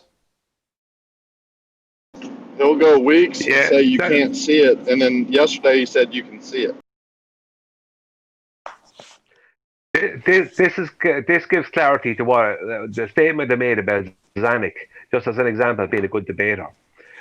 What I mean by that is somebody who is not a good debater, regardless of what knowledge they have or information, if they're not used to debating and it's not prone to do that, someone like Zanuck will tie him up in knots. Because Zanuck, just like Rumpus and Brenda, none of them are scared to debate anybody because they're willing to just change their story and lie on a dime. And this is the thing, if you're willing to do that, then debating is easy because you don't have to stick to anything because you can just make it up on the spot or change it around or tell a lie or deny, whichever you have to do. So that's why someone like Zanuck is a good debater because he will give people the impression that he knows what he's talking about. But he's just lying and twisting stories and denying and forgetting things when it's suitable to forget them, things like that. But Yeah, Double well, speak. well You don't said. even have to be a good debater. You just listen to them, what they're saying. And I don't ever consider myself some fantastic debater. I'm just listening to what the hell they're saying and just like, hey, that doesn't make sense. What's going on? I don't feel like I need some particular set of skills to unravel their nonsense because they're already speaking nonsense. Yeah, You it's just very got to easy call to them out on it. understand. You do, you don't, you don't. We do. yeah, but if you are a weak debater and you think, because you're going to second guess yourself when you're in a debating scenario, that they're double speaking, and you explain it to yourself while the conversation's going on, and you call them on it, so you take your chance and say, no, I'm pretty sure this is double speak. They've said we can't see the geometric horizon. Now he's saying the geometric horizon does what? So you call them on it, and they call you an idiot and berate you. Now, if you're not adept to an ad hominem attack, you'll suddenly second guess yourself even more, maybe back down, while they tell you how stupid you are for making an assertion that destroys their claim or points out their contradiction. And that's all we get. In other words, it's with someone like Zanuck, it's reached the point where there's no longer these discussions that we're reminiscing about actual debates we've had with these people. Well, it's gone beyond that now. It's only the debating tactics. It's only the obfuscation of the question being delivered in a coherent way. It's only the double-speak fundy rhetoric that we get, not the concise explanation followed by a double-speak that's being pointed out as a contradiction, then a stony silence. No, it's just a flat-out lie immediately. I never said that. That's not the claim I made. And at that point, you're like, no, this isn't useful. This is just literally, for somebody who's not necessarily paying the closest attention to the show, they might tune in at that moment and just think, oh, no, he's right, while he's lying through his back teeth. So at that point, you're like, no, well, that's flat-out deception. I can't allow that. Well, Exactly, Ed Freeze accused us of being Nathan and QE cheerleaders. I said, excuse me, they're on our team. You have Rumpus and Zanuck. That's not my fault. That's a poison. It's not my fault. That's a poison in the well fallacy. Don't blame me because you have a crap team. What that actually is, Neil, is a poisoning the well fallacy. So what they're doing for the audience that's watching that, or the people who are around you in that Discord server, is poisoning the well. So, for example, if Quantum Eraser describes the scientific method, they'll take that coherent rebuttal to their bullshit claim with pseudoscience and say, that's a QE argument. That's a QE scientific method. So it attributes a very good argument to one man that they can then poison. So it takes it away from the argument and places it on the man so they can poison the well and stop you using a very good argument. That's the only reason they do that. Actually, It's a weak rebuttal because they do the same thing, and we could say the same of them. Like in chat, many times they say about me that I'm just parroting and I'm a puppet of QE's or Nathan Oakley puppet. And it's like, wait a minute, You're I could annoying say then. that. I could say the same thing about you because who are you parroting? At the end of the day is the truth stands on its own and we are seeking and defending what's true. And you guys have to obfuscate and say it's a visual, it's not visual, but it's visual. We do, we don't, we don't. Who's the one that's looking stupid here? They got to That was parrot after the their show, the pseudoscience, classic show the which other is day. why yesterday, when we were telling Rumpus how we don't need you guys anymore, we're going after the bullshit where it comes from at the source. And that's when he came in with his, the effective radius and all that other nonsense. But it's like, yeah, we don't need you guys, especially with your tactics, because that's all you got now. Right. Not displaying any actual intellectual honesty. So why should we even really talk to you? I totally agree, but that's a double-edged was a sword. great Oh, point, just 1 Chocolate, second. Just want to get because- this in. That's a Go on. double-edged sword for the audience because they don't need us, and this is bore out in this example. So, if you're that guy making an argument about gas pressure requiring containment for the sake of argument, and the rebuttal is that's a QE or a Nathan Oakley argument, it's not. It's a QE argument. I'll just point that out straight away. I'm not taking credit. I am more than happy to say QE gave me this argument.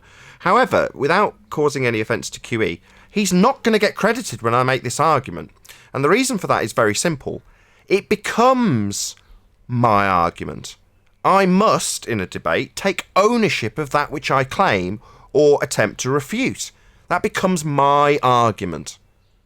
So if you are having your argument diluted by someone claiming that the ownership of your argument is actually my argument, it isn't. Once you put that forward, it becomes your argument, and you need to stand by it and have some grit, some confidence in what you're claiming or refuting. Forget where you've got it from. Now, as I said at the beginning, this isn't for me to demean something that I'm extremely grateful for, which is the argument being disseminated to me by Quantum Eraser. I'm very grateful for that. But when I'm arguing it, it's not on QE if I fail, if I can't make the point, or I don't really understand the argument. That's on me. So I can't, in many ways, cite him like a shield. Well, like they do with people like Neil deGrasse Tyson. They cite them like a little defensive shield. And they also hold them up on a pedestal when they do so. Like, because they've said it, it's an authoritative statement that holds true. So, well, no, now you're citing him. It becomes your argument. And I'm going to attack you with my argument about gas pressure requiring containment. What's that you say? It's a QE argument. I couldn't give a shit. I'm asserting it. Now refute it. So take ownership of these arguments. Forget who gave them to you. If they attack the person that you haven't even cited when you recite the argument, just tell them, I'm making this argument. You challenge me. Yeah, QE doesn't own the fact that lives rent free in their head. That's for sure, Nathan. You should collect Hairbo. Well, there's a whole range of people share living your pain. debt free in their heads. Airbo, come off mute and share your pain. He's talking in chat to another ball-tard moron. I think we need to accept defeat. Guys on YouTube with no scientific experience or practical application have debunked all of science. It's done. Yeah, come on. You're in here. Come off mute. Stand up for that. He's a troll, QE. He's gutless. He's in here. I see him. Is in the chat stream is what QE means. He is. No, he's in VC. Yeah, voice chat. Yep, he is. I'm looking at him right now. Haribo. Haribo. What the hell is that anyway? Well, if he's gutless, how can we stomach his arguments? You talking to MT here. MT, love you long time. MT. Oh, he's not in here. He's not in voice chat. He's one of those chat trolls. It should be empty head. Yeah, empty head. Yeah. Yeah. You guys have debunked everything. No, we have just debunked pseudoscience or shown the light on pseudoscience. That's all we've done. That's all we do. You don't know what science is, I'll guarantee it. What are the 3 constituent parts of a scientific experiment? Funny, I've been asking that question for about 3 or 4 years now. You'd figure that you'd at least just go to Google or Wiki and write them down on a sheet of paper because you know what's coming, right? You know I'm going to state that eventually. You'd figure you'd just do that, but nope. Can't even do that. I'm going to just refute the claim that was made in that. Now it's been aired. So the claim is that we, in a sarcastic tone, we need to, be very mindful of the fact that they've debunked science. Oh yeah, right, whatever, with a roll I. I can't remember how it was phrased, but it was obviously phrased sarcastically. However, we haven't actually, in any way, shape or form, ever asserted that we've debunked science. Quite the contrary, we assert that science is empirical. So we're not in any way claiming that we debunk science, but we've never been presented any to debunk. So we don't get science presented here. As Quantum Racer just admirably pointed out, we debunk pseudoscience. We're definitely not debunking science, because science has been established through systematic experimentation empirically. So we're not so stupid as to try and debunk that. Hell no. No. Not at all. Wait a minute. It's their side who says science doesn't prove things. We've never said that. Science definitely proves things. You wouldn't do it if it didn't prove things. Right, but it's their side who says that when they get cornered. That's pseudoscience. We're attacking false science. Yeah. So exactly, their statement was, oh no, they've debunked all of science. No, we haven't, and we wouldn't claim such nonsense. But we would definitely claim that what is claimed to be science is in fact pseudoscience, and we point out why. For example, the Cavendish quote-unquote experiment. What's an experiment in scientific vernacular? Well, it's a hypothesis test. And what's his hypothesis? Well, no, we're going to take the experiment as the natural phenomena. We're going to take it from step 3. That's not science, that's pseudoscience. And we point that out with clarification and qualification of our example that demonstrates what you claim is science is in fact pseudoscience. That's what we debunk. It takes a while to explain it because most deluded retards think that what they've been told by a man or a guy in a shiny coat with a waistcoat, that's science according to these morons. No, not at all. Science would be the establishment of cause and effect with systematic experimentation based on a hypothesis. That's science. We ain't attempting to debunk that, nor would we claim to. Do you remember yesterday when I posted the Association of American Geographers citation, and it talks about mapping and geography, and they say at the end, we should embrace the fiction in our science. So callers out there, let me ask you something. When you say fiction, something not true, and you dovetail it to science, why would I even think you're honest? Why would I want fiction in science? I want nonfiction in science. So right there proves that they love untruth. They love the fiction because it's the only way they keep their globe going. And with that, I'm going to say a huge, massive, enormous thank you to both Discord and G Plus panels for making today's after show possible. And of course, a massive thank you to all of you in either the Nathan Oakley 1980 or Nathan Oakley premiering streams for hopefully smashing the super chat, liking, commenting, sharing, subscribing, and all that good stuff. Be sure to check out nathanoakley.com and the Flat Earth Debate Forum to keep up to date with the community debate. I've been Nathan Oakley, and I'll see you all in the next video.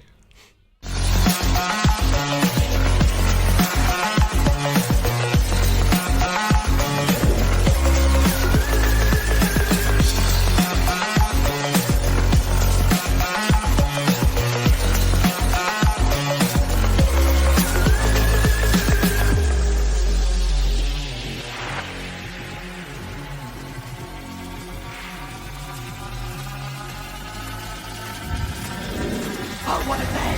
What a lovely day!